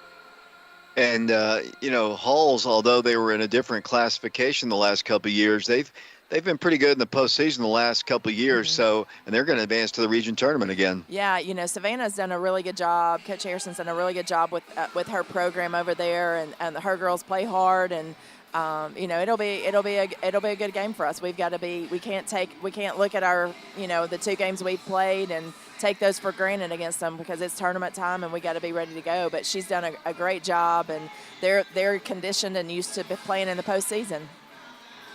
Diana had really another good game for her, 27 points tonight. That's back-to-back games over 20 points. So you got to feel pretty good about the way she's playing after kind of a lull in the last several games leading up to the last 2. And as I said to you on Saturday, peaking at the right time. Yeah, I feel like on any given night, our leading scorer can be somebody different. If you look at, our scoring sheet most of the time, I mean, we are sharing the basketball so well, and scoring comes from all areas. And I feel like we're the type of team, if they try to shut 1 or 2 down, then somebody, another 1 or 2 are going to respond. But really proud of the progress that we've made. We're not done. We finished our regular season tonight exactly how we wanted to. But we've got business, to take care of in the next, with our next 2 games. Coach, thanks a lot. We'll see you over at Central at 6 o'clock against the Halls Lady Red Devils. Thank you. Lady Wildcats victorious today, 66-46. The junior varsity wins 69-59. But the boys have a lot of work to do. They're trailing by 13 at the half, 44-31. And let's roll Mark in here with the statistics, the scoring in the first half. All right, Oak Ridge led in scoring, David. by Raekwon Watson. He has 9 points for the Wildcats, 4 of 6 from the field with 8 points rather. Cooper Williams, he's 4 of 7 from the field, 7 points by Caden Brightheart. He's 3 of 5 from the field. Garrett Giles has added 3 for the Wildcats, 1 of 3 from the field, 1 of 1 from the free throw line. 2 points for Price Davis, 1 of 4 from the field, and 2 points for Brandon Hayward. He's 1 of 2 from the field. As a team, the Wildcats are 14 of 28 from the field. They're 12 of 19 in twos, 2 of 9 in threes, and 1 of 3 from the free throw line. Now looking at the Tornadoes, they're led in scoring by 2 individuals who both have 17 points. That's Javen Carter. He is, 6 of 12 from the field, 5 of 8 of those from beyond the three-point line. Brady Hahn also with 17 points. He is 1 of 1 in twos. He also is 5 of 8 in threes. Also scoring, A.J. Love has added 5 points off the bench for the Tornadoes. He's 1 of 2 from the field, 2 of 2 from the free throw line, also with 5 points. Jameer Dean, he's 1 of 2 from three-point land and 2 of 2 from the free throw line. As a team, the Tornadoes are 14 of 27 from the field, 2 of 6 in twos, 12 of 21 in threes, and 4 of 4 from the free throw line. Alcoa led at the end of the first quarter, 21-18, and then outscore the Wildcats 23-13. So a 10-point swing for the Tornadoes as they lead at half, 44-31. Earlier tonight, the Lady Wildcats, as you just spoke with Coach Taylor, had a 20-point win. They won 66-46. Leading scorer for the Lady Wildcats was Zayana Stewart. She had 27. Ayanna Porter had 16. Jenna Johnson had 8. Lindsey Cleveland had 6. Ulisha Mitchell with 6 points as well. And Janiah Pippin rounds out the scoring for the Lady Wildcats with 3.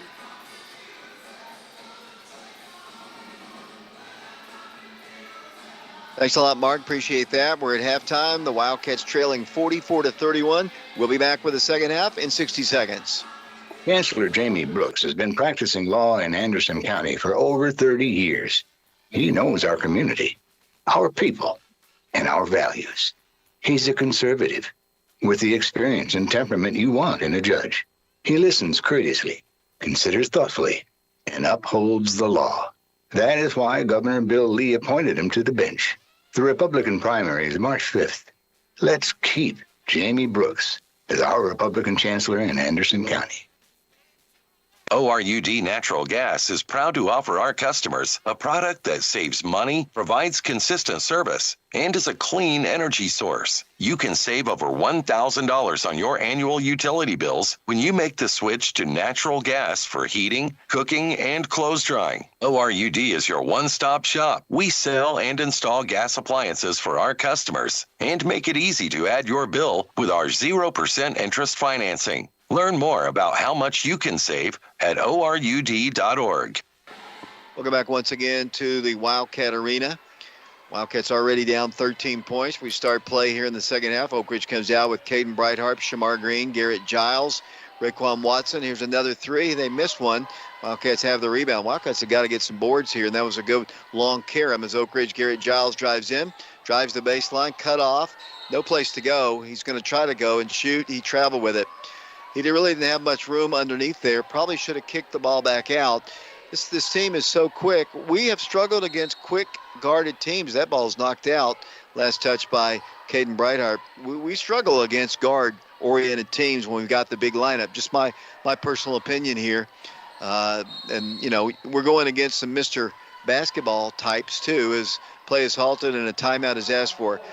Mark, the Wildcats down 13, 44-31. It couldn't have ended. The season couldn't have ended with any tougher teams playing 2 back-to-back state champions. But the Wildcats, honestly, not playing their best. They played better, I thought, Saturday against Fulton than they are playing against the Tornadoes. Yeah, I would agree with that, David. You know, the the Fulton game was kind of hard because they fought back so hard to take a lead late in the fourth quarter. I believe with 30 seconds left, they led, but unfortunately, a couple turnovers by the Wildcats was their demise. But they played well. They really did, and I don't know if they're coming off of a little high there or not. But I agree with you. But I think part of it is just due to the different starting lineup that they had tonight. Not that there's anything wrong with the player. I mean, it's senior night, and traditionally seniors start their night. But it just seemed like the chemistry was off. I would agree, as the Tornadoes will work the ball in after that timeout. 7:37 to play third quarter. Earlier tonight, the Lady Wildcats won 66-46. Halls beat Powell 54-53. So the Lady Wildcats will play the Halls Lady Red Devils 6 o'clock on Thursday at the district tournament, and we'll have the broadcast on our YouTube channel. We'll hope you'll tune in for that as they put up a shot. No good. Rebound tracked down by Halls. Layup. Good. They score with number 5, Isle, and the Wildcats are down 15 now. Wildcats have got to get boards. As the Wildcats working in with Raekwon to Garrett Giles. Boy, we need his offense. There's 3 points. Yeah, 3-point shot by Garrett Giles, and Wildcats back to within 12. We've kind of been missing his point production here as of late, in my opinion, David. It's great to see him hit that 3. The basketball once again will come the Tornadoes. They'll work the ball top of the circle. Carter with it as they dribble out once again. Trying to get slow down Carter. You can't stop him, but maybe just slow him down. Here's a block shot by Cooper out of bounds, and it'll be Tornado basketball underneath the goal. As I mentioned, we'll be streaming those ball games. We do have sponsors. Doris and Dennis Johnson will be our sponsor on Thursday for that first ball game at the district tournament for the Wildcats taking on Halls. Here's a pass in, and it comes to Carter, and he'll set the offense for the Tornadoes. He'll drive against Ray, then against Cooper, and he scores over the top of both of them. And it's 48-34, and the Wildcats, Cooper Williams. He passed up a 3. That's a shot he can hit. As they work the ball with Ray in the paint, to Shamar on the left block, to Garrett again, 3-pointer. Boy, they need another one up. No good. Tipped and rebounded. Cooper saves it. Goes inside to Caden Brightheart for the shot. Good. The Wildcats did good work on the glass that time as the Tornadoes bring the ball down the floor, leading Oak Ridge 48-36. Yeah, it was a nice cut that time by Caden Brightheart as he came down the left side of the lane, and nice dish to him for an easy layup. Carter pulls up and shoots a 3, missed it. Wildcats have got to get the boards. That one pulled down again by Owens. They drive in the paint, kick it out for a 3. No good. Rebound knocked out of bounds, they say, by the Tornadoes. Cooper battling down low with Eli Owens, and he is a 6'2". They list him at 6'2". He looks a little bigger than that. He is a junior. Wildcats got to value each possession here as Ray brings the ball down the floor. He dribbles in, takes it to the hole strong, and scores. Ray scores, and it's a 10-point game. Wildcats down 48-38, and down the floor will come Carter. Moving left to right are the Tornadoes. 5:15 to play in the third period. Carter around a screen. Stops, gives it out to the top of the circle once again to number 4, Brady Hahn once again. They work the ball inside. He might have walked with it. Was that? They didn't call it. The shot is up, no good. Garrett's got the rebound. He's bringing the ball down the floor. Did he not walk, Mark? Yes, he Here comes Caden Brightheart. 3-point shot, good. 3-point shot for Caden Brightheart, and just like that, the Wildcats are down by 7. Nice little turnaround for the Wildcats, but they missed the travel down there. I mean, he took a step for sure. Oh, he was bobbling the ball the whole time. Carter for 3. He missed a shot. Got a rebound, though. They'll kick the ball back out once again. Drive left, dribble in, penetrate, drive, fadeaway shot, no good. Oh, we're getting destroyed on the glass as they drive in and score. Wildcats have their big lineup in, and they can't get the rebounds. 50-41 the score. The Wildcats down by 9 once again. Oak Ridge basketball. This is a quick team. Ray dribbles, drives. Garrett again for 3. Boy, they need another one. Good! 3-point shot, Garrett Giles, and the Wildcats trail by 6, 50-44. Yeah, Wildcats coming out, and fortunately, for the Wildcats, looks like Javen Carter and Brady Hahn are kind of struggling coming, initially in the second half. Cooper's going to commit a foul. That's going to send Carter to the free throw line. 50-44, a 6-point Alcoa lead, 3:52 to play third quarter, and Carter will go to the free throw line. The Wildcats will play their first district ball game Friday, and that'll be at 6 o'clock against either Halls or Central. Free throws up, good. Carter now with 20 points in the ball game, David. That's his first attempt from the free throw line, is up and good. 51-44 the score, 3:52 to play third quarter. Wildcats have Price Davis in the ball game. Raekwon Watson, Cooper Williams, toss good. Back to an 8-point game. Wildcats have Brandon Hayward in the ball game. Raekwon Watson, Cooper Williams, along with Caden Brighthart and Price Davis. Here's Cooper double teamed. He doesn't have numbers, but he pulls it up, scores, and he's fouled. Great play by Cooper Williams. Just muscled it up there, and an opportunity for a 3-point play. Yeah, I was going to say the exact same thing, David. I mean, that makes the difference right there. I mean, he just split the defenders just by his strength. The power of his legs is what got him through that as his shot was up and good. He now with 10 points, gunning for 11 and gets it. The Wildcats trail by 5, 52-47. They were down 15 earlier. It's a 5-point game now, 52-47. With the basketball will come Coco. He drives in, lost the shot, missed it, rebounded by the Wildcats. Then as they came down with the rebound, they stepped out of bounds with it. 3:29 to play third quarter, a 5-point Alcoa lead, 52-47 the score.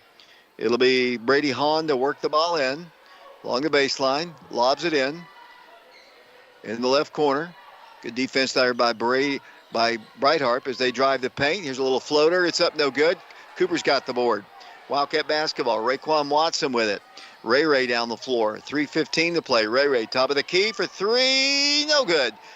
Rebound by Brandon Hayward. He saves it. Needs some help. Fires it inside to Price. One dribble into Brandon Hayward for the shot. No good. Brandon Hayward's going to shoot a couple free throws here. Boy, Brandon can really jump, David. I mean, he's not the tallest guy out there, but when he goes and he jumps, I mean, his peak is significantly higher than the players around him. Yeah, he's not the biggest guy, but Brandon's got some hops for sure. He'll go to the free throw line. Free throw is no good. Brandon, a 56% free throw shooter, has not been there much this year. And he'll have another one here. Second toss by Hayward, good. Wildcats trail by 4, 52-48. Here come the Tornadoes down the floor, moving left to right. Other scores from District 4. Girls action here. William Blunt, here's a steal by Oak Ridge, then a pushing foul against the Tornadoes, and Oak Ridge will get it. William Blunt has defeated Jennifer Wilson Galloway's Hardin Valley team 61-47. We had the earlier score from Central over at the District 3 tournament. Halls beat Powell in girls action. Lady Wildcats will play Halls Thursday at 6 o'clock.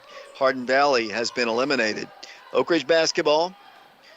With it will come Price Davis. Bounce pass to Cooper. Turns, spins, shoots. Good! And it's a 2-point game. The Wildcats have come all the way back from 15 down to close the gap to 2 here. 52-50. 2:29 to play here in this third quarter. Carter with the basketball. Go ahead. I tell you what, David, it just appears to me that Cooper Williams, whenever he gets the ball down underneath, he just has a will not be denied attitude. Carter misses the shot. Ray coast to coast with it. Ball goes out of bounds. Last touch by the Tornadoes. 52-50. Wildcats trailing by 2 with the basketball. 2:12 to play in the third period. And the Tornadoes substituting as the Wildcats will try to work the ball in. Wildcats look. In it comes. Oh, bad pass. Intercepted by the Tornadoes. And they get a 3. And it's going to go in. Yeah, it just figures. Wildcats made a bad play when the chance to tie it, and here's Ray for 3. They need it. He nailed it. 3-point shot for Raekwon, and the Wildcats are back to within 2, 55-53, with 1 minute and 50 seconds to play in the third quarter. 3-point shooters starting to light it up for the Wildcats. Yeah, and that was clutch by Ray, David, just coming down there. He got his 14th point of the night. Second three-pointer for him. Graff with the basketball for the Tornadoes. Out to the big guy, Owens. Bounce pass, almost taken away by Price. Saved on the floor by Coco. Coco swings the ball to Carter, guarded by Breithart. He's going to drive against him. All the way to the hole, off the glass shot, good. Little kiss off the glass, and it's 57-53, a 4-point game. Here comes Oak Ridge down the floor. Ray with it. Minute 14 to play third quarter. Cooper turning, spinning, driving, goes up for the shot, draws a foul. I was afraid they might call a travel there, but Cooper's going to go to the free throw line. Oak Ridge down 4, 57-53, a minute 9 to play in the third quarter, as Gary Giles will come off the Oak Ridge bench and Cooper will go to the free throw line. Yeah, I mean, Cooper, I love seeing him get the ball down there because it doesn't matter how many defenders are around him. He's just going to take it to the hole and not, as I said earlier, just not be denied. He's hit his first free throw, David. He now has 14 points in the ballgame. So both he and Ray with 14 each for the Wildcats. 57-54, Cooper's second toss, good. And the Wildcats close the gap to 2 once again. A minute 8 to play, third quarter. Here come the Tornadoes of Alcoa. Wildcats started playing them back in 1947, lead the all-time series. Big battle between Price going on with Brady Hahn down there. They're going to back it up and kind of spread the floor, let Carter do what Carter does.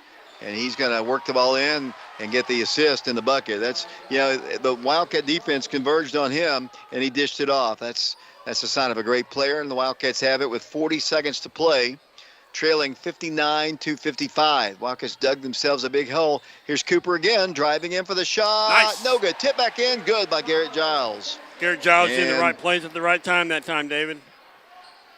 25 seconds to play third quarter. 2-point lead for the Tornadoes. Back to what Carter did a moment ago. He can score and he can also dish it off. He's a well-rounded player, and I'll be glad to see him go. We've been dealing with him since his freshman year. 59-57 the score. Here comes Carter. Once again, he's going to drive. Once again, he's going to pull up a left elbow. Breithart stays with him. They work the ball for a 3. Coco, good. And that's what I'm saying. Everybody converges on Carter, and he nails the shot. And we head to the fourth quarter with the Wildcats trailing 62-57. We'll take a break. We'll be back to the Wildcat Arena in a moment. KOC Oak Ridge, your hometown choice for the orthopedic care you need. We're located right next to Methodist Medical Center on Vermont Avenue. Whether you've suffered a recent injury or have ongoing muscle and joint issues, we want to get you back to living the life you love. KOC Oak Ridge is honored to treat local student athletes, their families, and their fans. Give us a call today at 865-481-2541 or schedule your appointment online through our website with just a few clicks. I'm Mike Kelly with Betsy Coleman Realty. I'm a proud graduate of Oak Ridge High School, class of 1982, and a member of the 1980 state championship football team. As a lifelong resident of Oak Ridge, I would love to put my knowledge of the area to work for you should you have any real estate needs. You can contact me at 865-919-5559 or at betsycolemanrealty.com. Thank you, and roll Wildcats roll.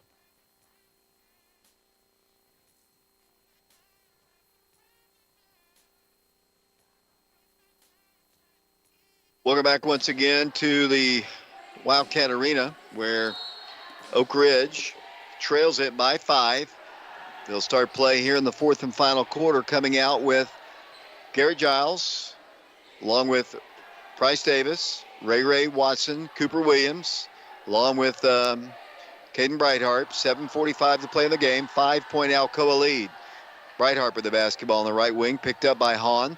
Gives it out to Giles. Giles, a free throw line jumper, is short. Rebound to the Tornadoes. Here they come down the floor. 62-57 the score. The Wildcats trailing. With the basketball once again will come the Tornadoes. Carter for 3. No good. Garrett Giles has the rebound. Back down the floor will come Oak Ridge with a chance to cut it into the lead once again. There it is. Garrett cannot do it. Caden thought about a 3. Nope. Dribbles out to Ray to Price. He had a 3. Didn't take it. Goes into Cooper. Shot. No good.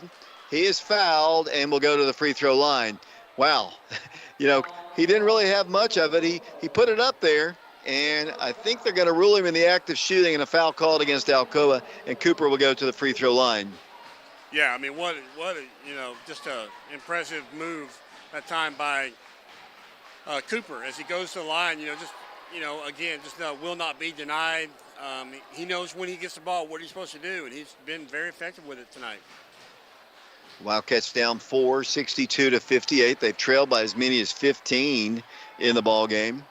It's back to a one-possession game, 62-59, 7:02 to play in the ball game here at the Wildcat Arena. Oak Ridge will play at the district tournament on Friday at 6 o'clock against a team to be determined tomorrow. Tornado ball. With the basketball will come Eli Graff. Holds it, gives it over to Hahn. Picked up by Ray to Carter. Carter tries to work the ball in, and falls down, throws up a prayer. It's not answered. Rebound, Cooper Williams. Cooper with the basketball. Here comes Oak Ridge down by 3. 62-59, 6.5 minutes to play in the ball game. Ray with the basketball. Dribbles, drives. Price Davis ties the game. Yes, sirree! 62-62 the score. Price Davis, a huge three-point shot. I tell you what, second half, David, has really been the Wildcats' half as they outscored them 26-18 in the third quarter. Here comes Carter at the free throw line. Wants to drive in. Does. Fadeaway jumper. Fouled. And he'll go to the free throw line. We are tied 62-62. The Wildcats trailed 44-31. And then they trailed by 15, 46-31. So the Wildcats were down 15. They have tied the ball game, but Carter can give the Tornadoes the lead once again. Toss, good. Boy, he's got a really nice stroke there, David. From the free throw line, you can tell when he releases it, it's going to go in. He's perfect from the line, 3 for 3, but just a really nice free throw shot. 63-62 the score. He missed that one, and Garrett Giles has the rebound. Wildcats can take the lead here. The last time they led, it was 14-12. That shot was way off the mark. Rebounded by Caden Brightheart. Brightheart now waits for the rest of the team. That was a long carom on the board. Oak Ridge ball. Caden looks for Ray. The Wildcats down by a point, 63-62. 5:43 to play in regulation here at the Wildcat Arena. Wildcats just standing still with Ray. A lot of other people moving. Garrett around the Caden Brightheart, lobs it to Cooper. Cooper along the baseline needs a little help, gives it over to Price Davis to Ray. Ray then gives it to Cooper. He'll turn, he'll spin, he'll shoot. He travels with the basketball. Kind of lost his footing as well, and the Wildcats turned the ball over. Yeah, he kind of hopped with the ball that time, David, because he kind of lost the ball, and once he gathered it, he kind of did a hop, and that's a good call. I'd call a travel on that. Wildcats down a point, 5:20 to play, 63-62 the score. Carter works the ball down to the right corner. They'll dribble in. He falls down. The Wildcats get a steal. Here's Cooper with it to Ray. Wildcats got a break there. Ray down the floor. There's the three-pointer and the lead. If it goes, no good. Tip. Cooper's got it, and he goes up with it and is ripped out of his hands. Wildcats then get a turnover away from number 4, Brady Hahn, who just traveled with the basketball, and the Wildcats catch another break, and Oak Ridge will have the basketball underneath the goal. Yeah, what a great game this is tonight, David. As I said, Oak Ridge coming back after a halftime, outscoring the Tornadoes 26-18 in the third quarter. Ray throws the ball inside of Cooper, and then he is fouled on the floor by the Tornadoes. I think that was by number 5. It was. Isle. And it'll be the Wildcats with the basketball. 4:56 to play in the game. Alcoa leads. Ray, Garrett, three-pointer, no good. Wildcats get the ball right back, though. Ray with it, and the Wildcats set it up. Wildcats getting a little luck here. Price Davis with it. Holds it, backs it up to Ray. The pass is not good. He saves it, though, and needs some help, and then bodies all over the floor. The Wildcats had called a timeout, I think, to save possession. 4:38 to play in the ball game. We'll take a break ourselves. We'll be back to the Wildcat Arena in 30 seconds. Chancellor Jamie Brooks has been practicing law in Anderson County for over 30 years. He knows our community, our people, and our values. He's a conservative with the experience and temperament you want in a judge. He listens courteously, considers thoughtfully, and upholds the law. That is why Governor Bill Lee appointed him to the bench. The Republican primary is March 5th. Let's keep Jamie Brooks as our Republican chancellor in Anderson County. David Clary, Mark and Shauna Hayes back here at the Wildcat Arena along with Ben George. Thursday we'll be at Central for the District 3 tournament. 6 o'clock ball game. Lady Wildcats taking on Halls. They beat Powell today 54-53. Oak Ridge ball. Raekwon Watson with the basketball. Oak Ridge has Garrett Giles in the ball game. Caden Brightheart, Cooper Williams, and Price Davis.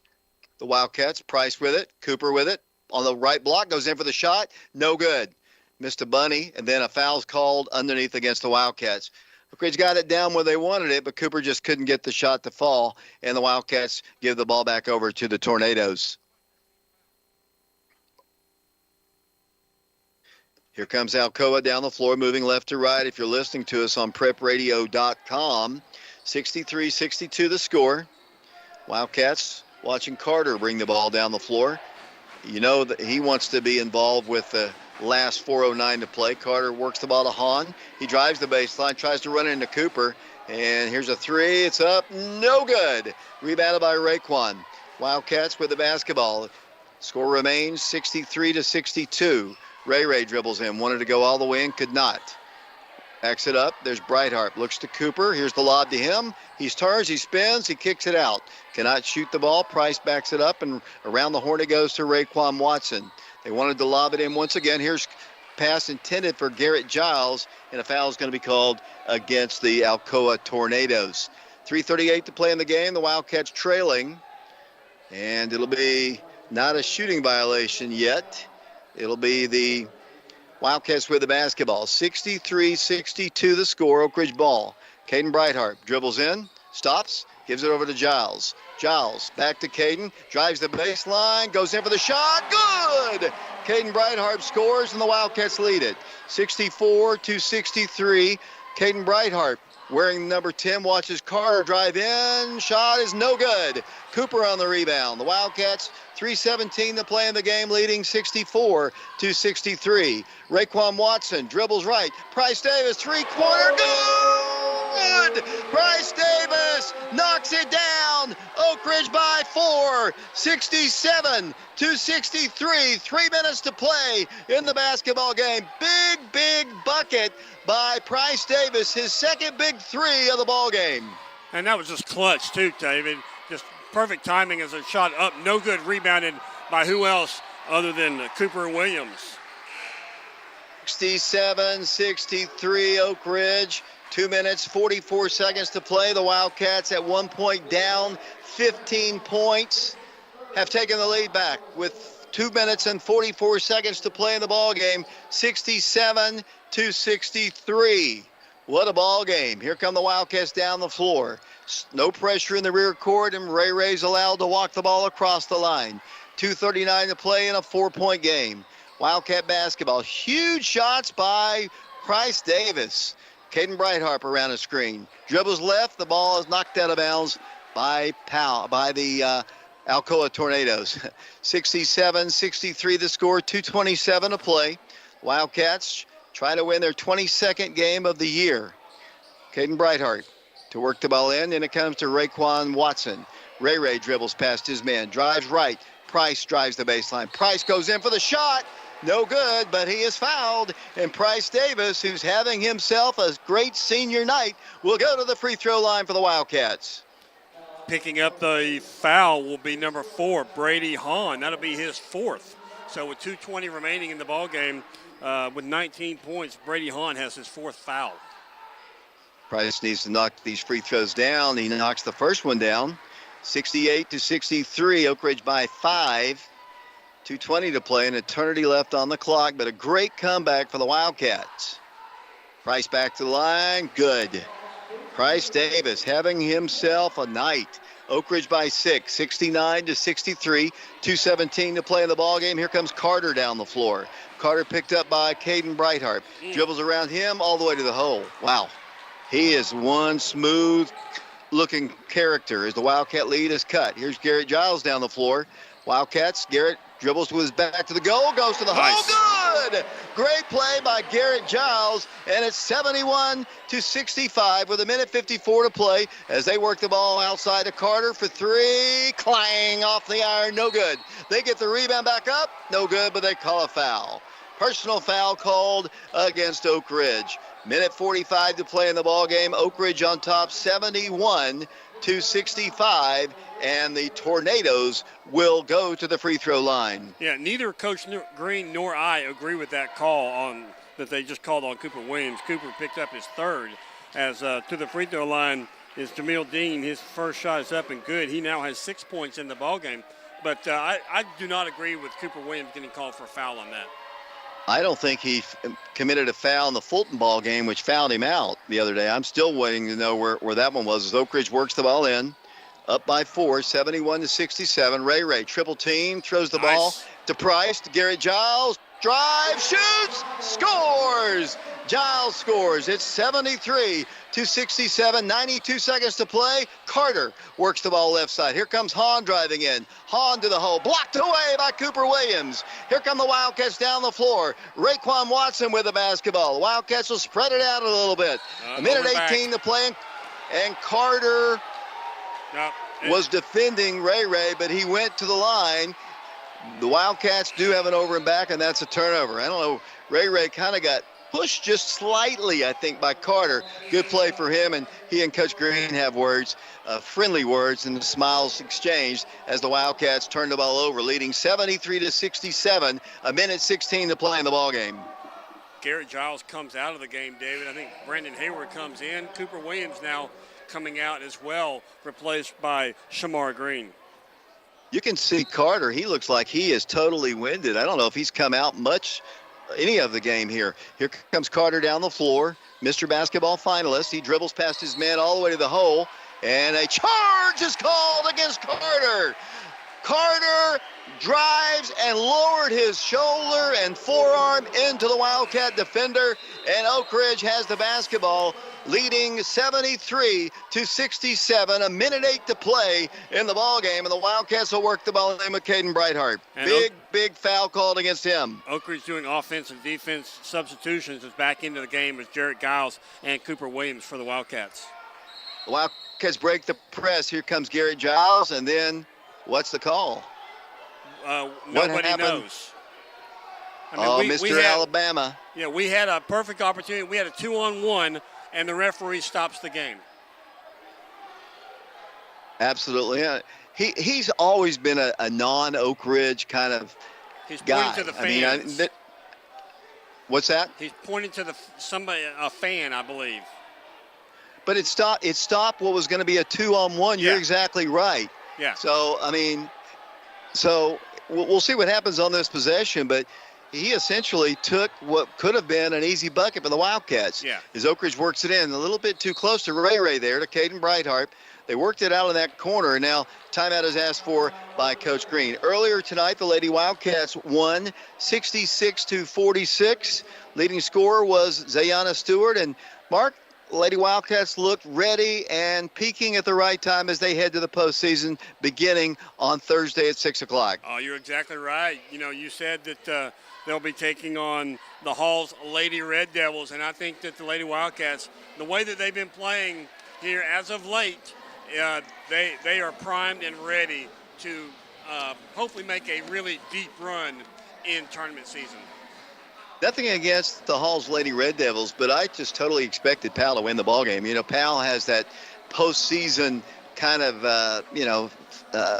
mystique about them. It seems like they're always advancing to the region tournament. This is a young Powell team. They lost a lot to graduation, but Hall's, they were just a AAA team a year ago, but they've been to the sub-state the last 2 years. But the Wildcats swept them and easily had easy wins against them during the season. Hopefully, that if you're a Wildcat fan, that'll be the case. And we'll stream that game. Doris and Dennis Johnson will be providing our sponsorship, our blood money to the TSSAA. We thank Doris and Dennis Johnson. Then on Friday, the boys game, whoever they play, we won't know until tomorrow. Eric and Holly Williams are sponsoring that game. We've got sponsors for the girls game on Monday, the boys game on Tuesday as well. Oak Ridge ball. Wildcats, Cooper Williams gets it on the inbounds. Under a minute to play. Wildcats in the lead, 73-67. Price in a lot of trouble. And Oak Ridge, I think, wanted to call a timeout there, but they saved possession.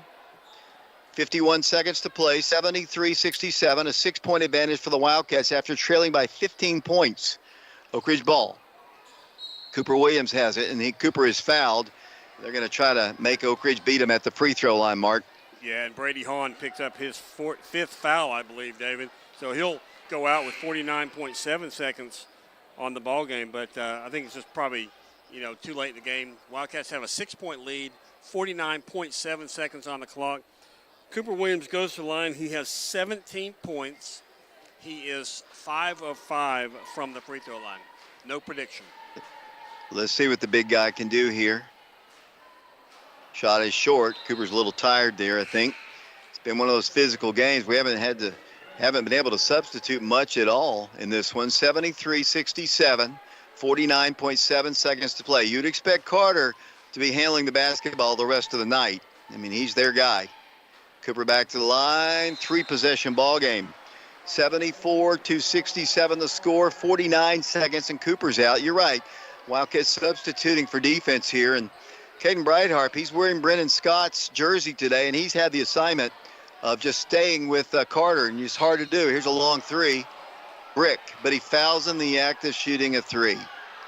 That is the cardinal sin of basketball, and he missed the shot badly, maybe because he was fouled, but that's going to send Carter to the free throw line. You just can't do that. I know Caden, obviously, and play is halted.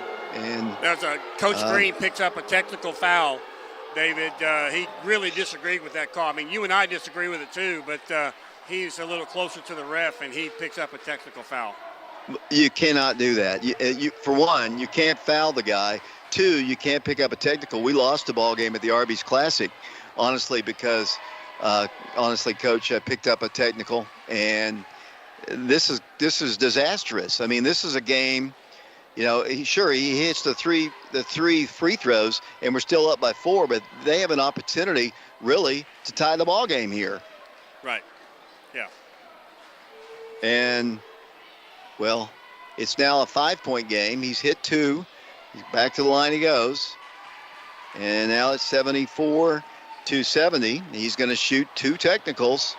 If we lose the ball game, Coach Green, I know, will take responsibility for it. You just can't get that right here.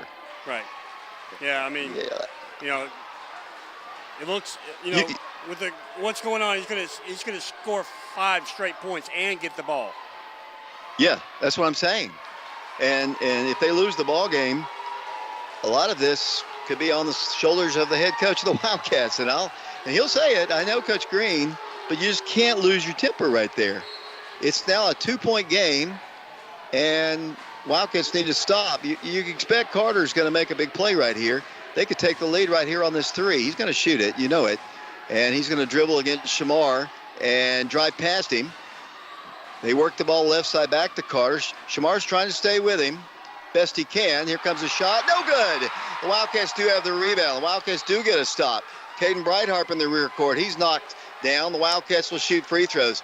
Carter, you can do a little bit too much, as the Wildcats need to hit their free throws here. 22 seconds to play, 74-72 the score. The Wildcats were up 7 just earlier, but 5 straight free throws by Carter has gotten them back in the ballgame. The guy fouled is Caden Breitharp, and Caden will go to the free throw line, a 74% free throw shooter. He needs both of them here. Well, how big is it that Hahn fouled out, David? Because they really could have used Hahn as a diversion there, but because Hahn's now out, he fouled out with 19 points. He had 17 at the half. I mean, you got no other option, really, other than Carter. 2-possession ball game as senior Caden Breitharp makes a big play there and hits the free throws. 76-72, 22 seconds to play. The Wildcats make their substitutions here. 22 seconds to play, 76-72, the Wildcats in the lead. The Wildcats have the small lineup in, the all guards for the most part. Breitharp, Ray, Price Davis, Brandon Hayward, and Shamar Green. Here comes a foul Well, I thought it was going to be a foul. They missed the three. Rebound to Oak Ridge. Ray with it. The Wildcats will get a layup, and they're going to win this ball game. Oak Ridge up by 6, 78-62. 2-1. Oak Ridge wins. Oak Ridge wins. The Wildcats come all the way back from 15 points down to knock off the Alcoa Tornadoes 78-75. Big come from behind win for the Wildcats. Alcoa loses to Oak Ridge for the 16th consecutive time. Wildcats 15 points down, come all the way back to win it, 78-75. Mark Haste. Wow, what impressive. I'm just looking at trying to calculate real quick how much the Wildcats outscored the Tornadoes in the second half. It looks like they scored 47 while Alcoa was only held to, 31. So outscoring them 47-31 in the second half is just paramount for the Wildcats, David. What a great night of basketball. What a great way to close out the regular season. The junior varsity Wildcats win. The Lady Wildcats win. And the guys knock off the defending state champions in their classification, 78-75. I need a little bit of a break here. The Wildcats win it. We'll take a break. Mark will work on the stats. Coach Green will join us on this victorious night on the final game of the season. Oak Ridge wins it 78-75. We'll be back to the Wildcat Arena with stats and Coach Green in a moment. They say that being a coach's wife is hard, but Laura Lynn Green, wife of Oak Ridge head coach Aaron Green, and a local State Farm insurance agent, makes buying insurance easy for you. Auto, homeowners, renters, business, life, health, and much more. Laura Lynn Green's office is located at 136 Marquette Road in Oak Ridge. Give her a call today at 483-5666 or say hello to her courtside at any Oak Ridge High School basketball game. She might be a coach's wife, but she was a Wildcat fan first. For State Farm Insurance, call Laura Lynn Green in Oak Ridge. ORUD Natural Gas is proud to offer our customers a product that saves money, provides consistent service, and is a clean energy source. You can save over $1,000 on your annual utility bills when you make the switch to natural gas for heating, cooking, and clothes drying. ORUD is your one-stop shop. We sell and install gas appliances for our customers and make it easy to add your bill with our 0% interest financing. Learn more about how much you can save at ORUD.org. Looking for a new place to call home? Main Street Lofts in Oak Ridge, Tennessee has you covered. Offering newly built 1, 2, and 3-bedroom apartments, Main Street Lofts is a top-tier place to call home. Within walking distance of shops, restaurants, and entertainment, our community is convenience at its finest. Enjoy the 24-hour state-of-the-art fitness center, take a dip in our sparkling saltwater swimming pool, or make that perfect steak at our grilling station, and then relax by our fire pit with friends and neighbors. Your furry four-legged friends will surely love exercising in our pet park and getting pampered in our pet spa. Give us a call today to schedule a tour of your new home or visit our website at themainstreetlofts.com to check out our availability and apply for your new home. It's time to live the lifestyle you deserve. Washboard Wash and Fold Laundry Service in Oak Ridge is not your typical laundromat. Drop off your dirty laundry today and see for yourself. You'll have the freshest, cleanest hung and folded laundry around. You need delivery? We can do that for you. Washboard Wash and Fold is also a trusted partner for all your commercial laundry needs. Here at Washboard Wash and Fold Laundry, we are proud of being voted the best in Anderson County. Located at 113 Robertsville Road, just a stone throw from Oak Ridge High School. Hey, don't wait until you're down to your last clean item. Drop them off today. For personal, professional, and affordable accounting services, call Tracy Larrabee, CPA. Tracy's a 1978 graduate of Oak Ridge High School and can help with business, individual, estate, interest tax accounting services, payroll processes for businesses, small business bookkeeping, tax planning, plus management advocacy services. Call Tracy Larrabee, CPA, 425-7736, or stop by 683 Emory Valley Road, Suite B. Tracy Larrabee, CPA. Come in, discover the difference of an independent insurance agency. Fox Insurance Group, Oak Ridge.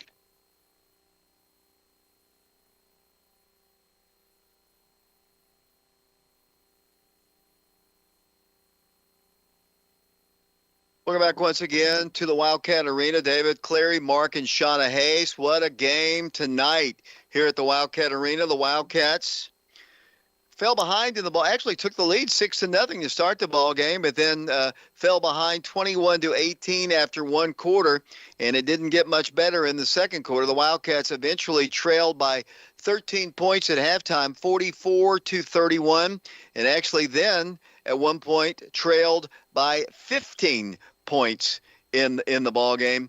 But the Wildcats come all the way back to win it by a score of 78-75, and just a great come from behind win. I know Coach Green, when he gets up here, one thing he'll say, we can't dig ourselves in such a big hole, but I kind of agree with you what you said earlier about, the Wildcats started the seniors, the ones able to play.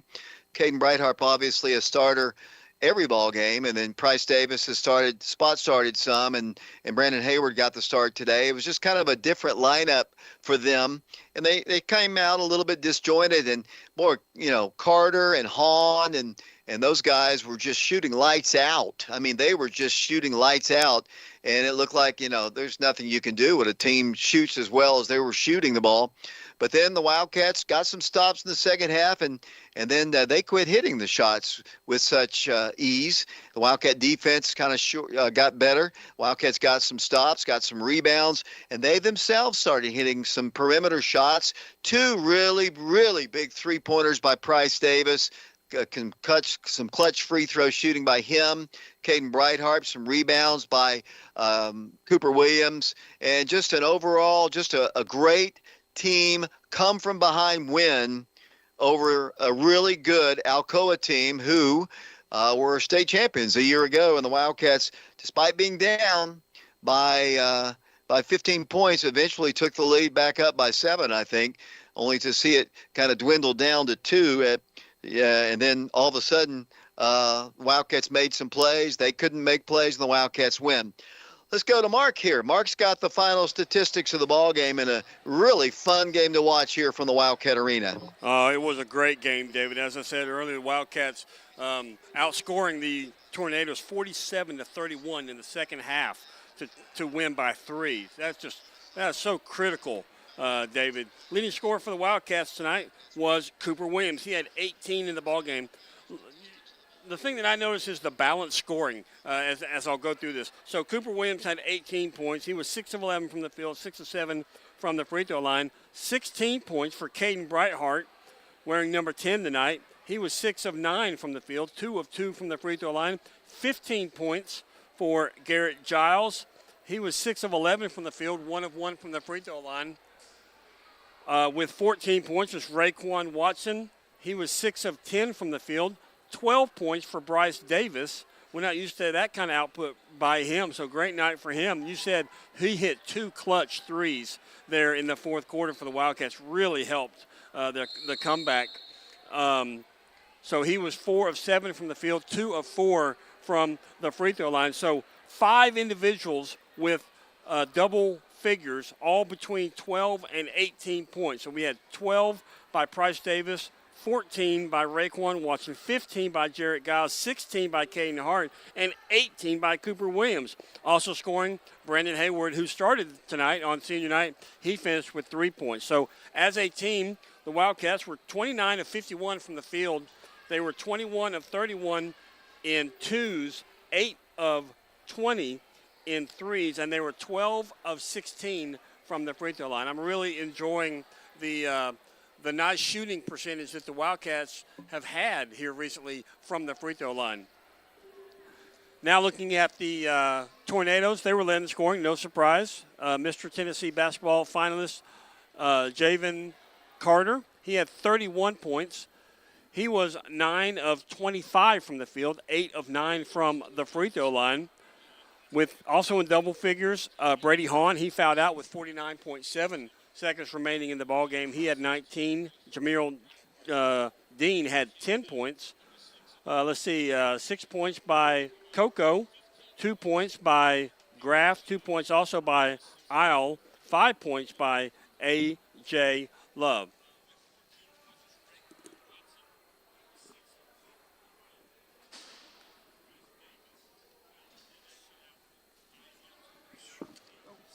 Coach Aaron Green has joined us here, the head coach of the Wildcats. Coach, first off, congratulations on the win. Yeah, David, I'm here. Okay, congratulations on the win. Coach, I thought maybe that technical foul might doom us. I know. Yeah, I mean, like I said, I can't get a technical in that situation, but I didn't think I did enough with, with less than 45 seconds to go to give them 5 free throws to get a technical. But it is what it is. I can't get a technical in that situation. Put our team in a bad spot. I apologize to them after the game. Told them I can't do that. No excuse. But like I said, I felt they, very, very physical on our post down there. They had Cooper pushed out to almost to the wing on several occasions.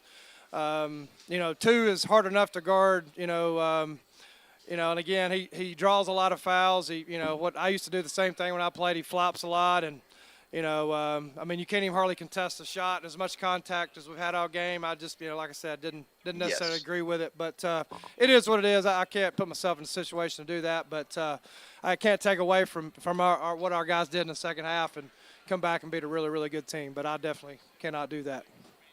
Coach, I told the fans listening that I was going to ask you that first. That's why I asked you that first. 78-75, you were down 15 points at one point in the game, and just a phenomenal second half where you outscored them, big time in the second half. You were down, I think, 13 at halftime. Some individuals, in the first half, I think you turned the ball over. You were getting killed on the glass. They were knocking down shots. And, Carter's going to get his points. He's, not a Mr. Basketball finalist for nothing. But then in the second half, you started getting stops. They started missing some shots. Your defense had gotten better, especially at the perimeter. Some really big guys stepped up. Price Davis might have played the best game he's ever played on senior night as a Wildcat. 2 big threes, 2 big free throws, really to kind of propel your team. Caden Brightheart, clutch 2 free throws with down the stretch, wearing Brennan Scott's jersey. Big rebounds tonight by Cooper Williams.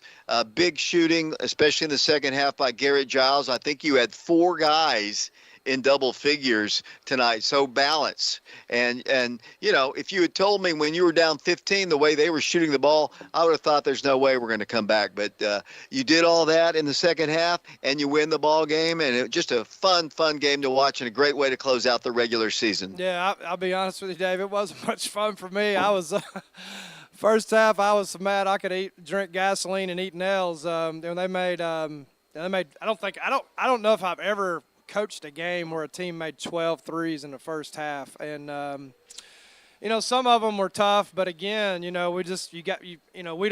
have the mindset of we just hope they miss. You got to make them miss, and you do that with intensity and being locked in defensively, down, engaged in what's going on every possession. I didn't think we missed some assignments. We left 4 on some drives and gave him wide open shots over there. But 4 and 2 both had 5 threes apiece in the first half, and again, some of them were challenged. But it wasn't much to say at half. Hey, if you're not going to guard anybody and take away the 3, you're going to get your tail kicked. And they responded in the second half, similar like we did against Fulton the other night. It was down 11 at half then, going down 13 tonight. But you as a coach, you kind of think to yourself, surely to goodness they're not going to shoot it like that again. If you're pushing state records and that type of stuff and making 24, 25 threes in a game. But but again, you still got to like you said early in the third, they got up a 15-point lead. It was kind of chipped away. Next thing I know, it was 3 or 4 point game. But I agree with you. I thought Price Davis played the best game of his career in football. You see a lot, NFL guys giving, coaches giving, game balls away. You have to go to Price Davis tonight for sure. He had 12 points and, made some big buckets. He defended well too, and he's been working his tail off. I think it's just a great example, and we talk about it with our players all the time.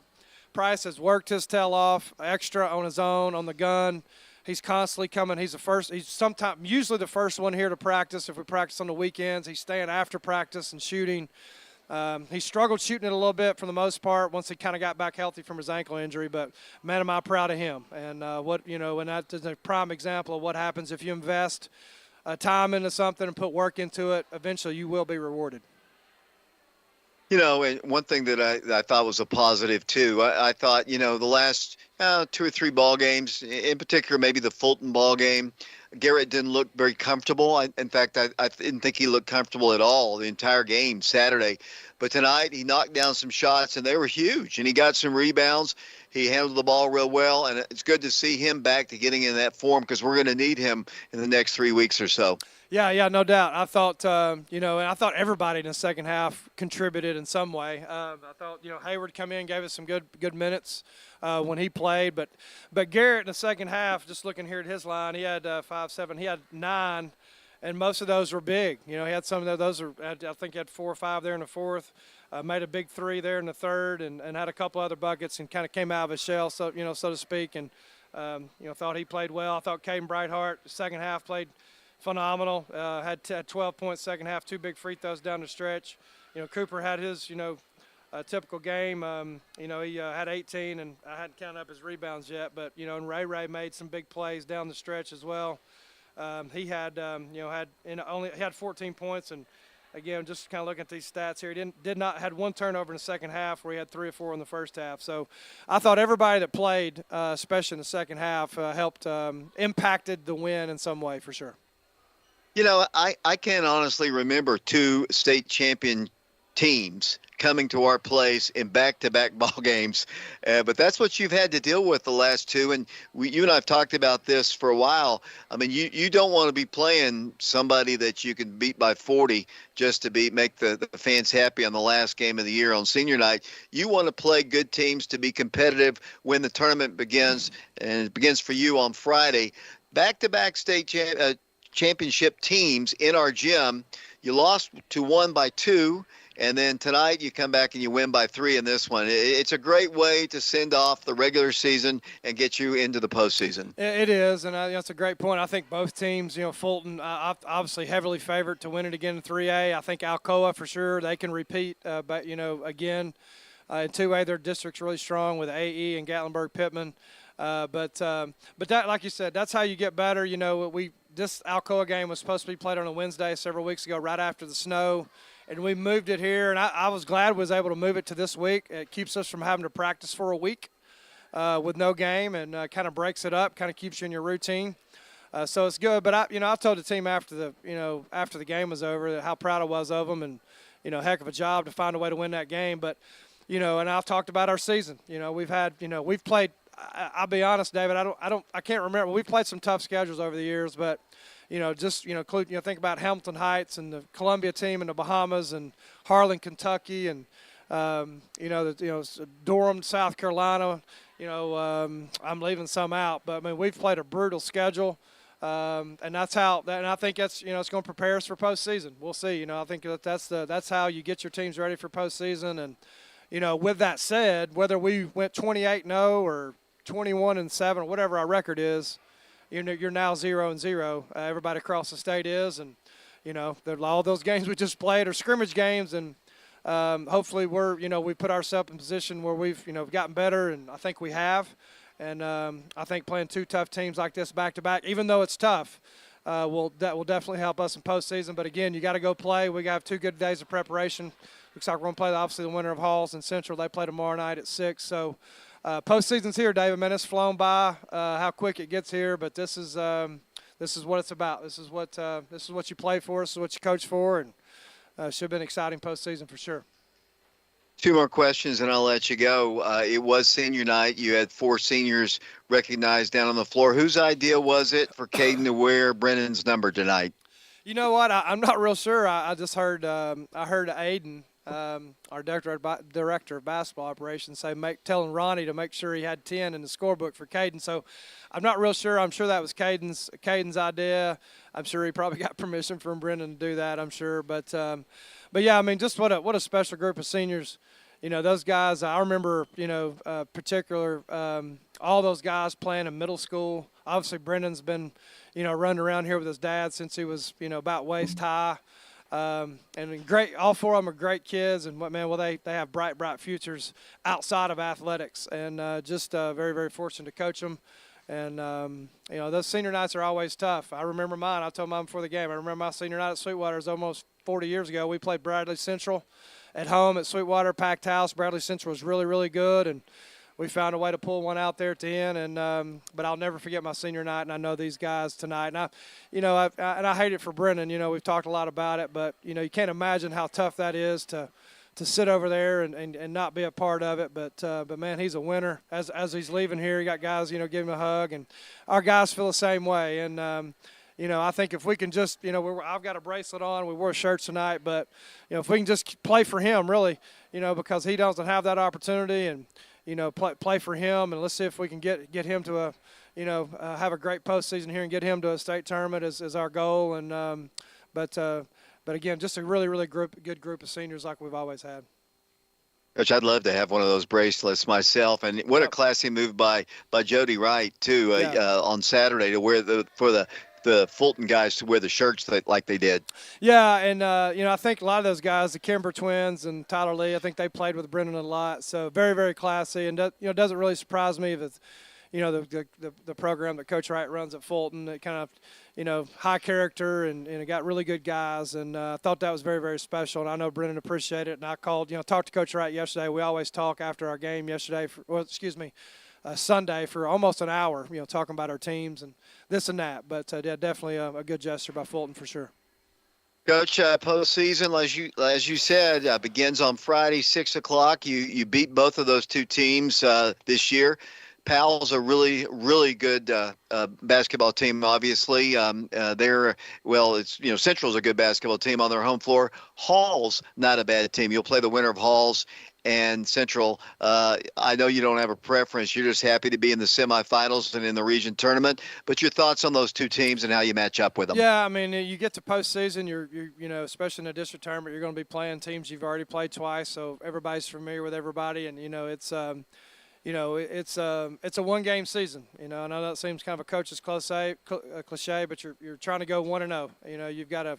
You've got to compete like it's your last game you ever play, and have fun and embrace the moment. But hey, last year I told the guys after the game, and I'll remind them the next 2 days. We'd beat Knox Central twice, I think by double digits, when we were going into that semifinal game against them over there, and got upset, didn't play great, and got upset, which put us on the road, and it kept us from hosting region games over here, which makes a big difference. We've had quite a bit of success here, and so you got to be ready to go. Doesn't matter who you're playing, what the records are.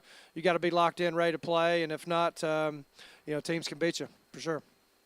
Coach, congratulations on the win, and we will see you at Central on Friday at 6. Hey, thanks a lot, David. Appreciate it.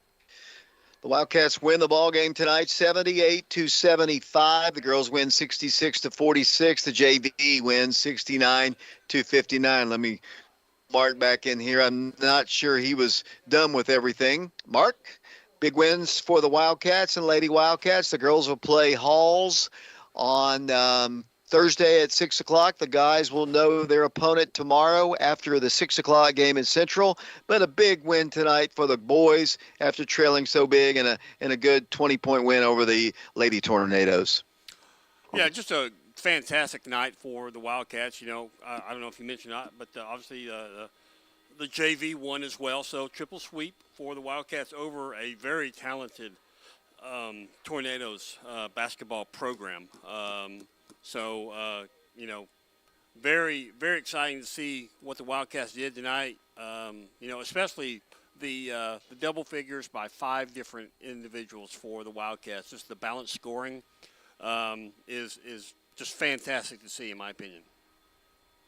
Mark, I appreciate your work today, along with Shauna and Ben George. Our next broadcast of Oak Ridge High School basketball will be live from Central.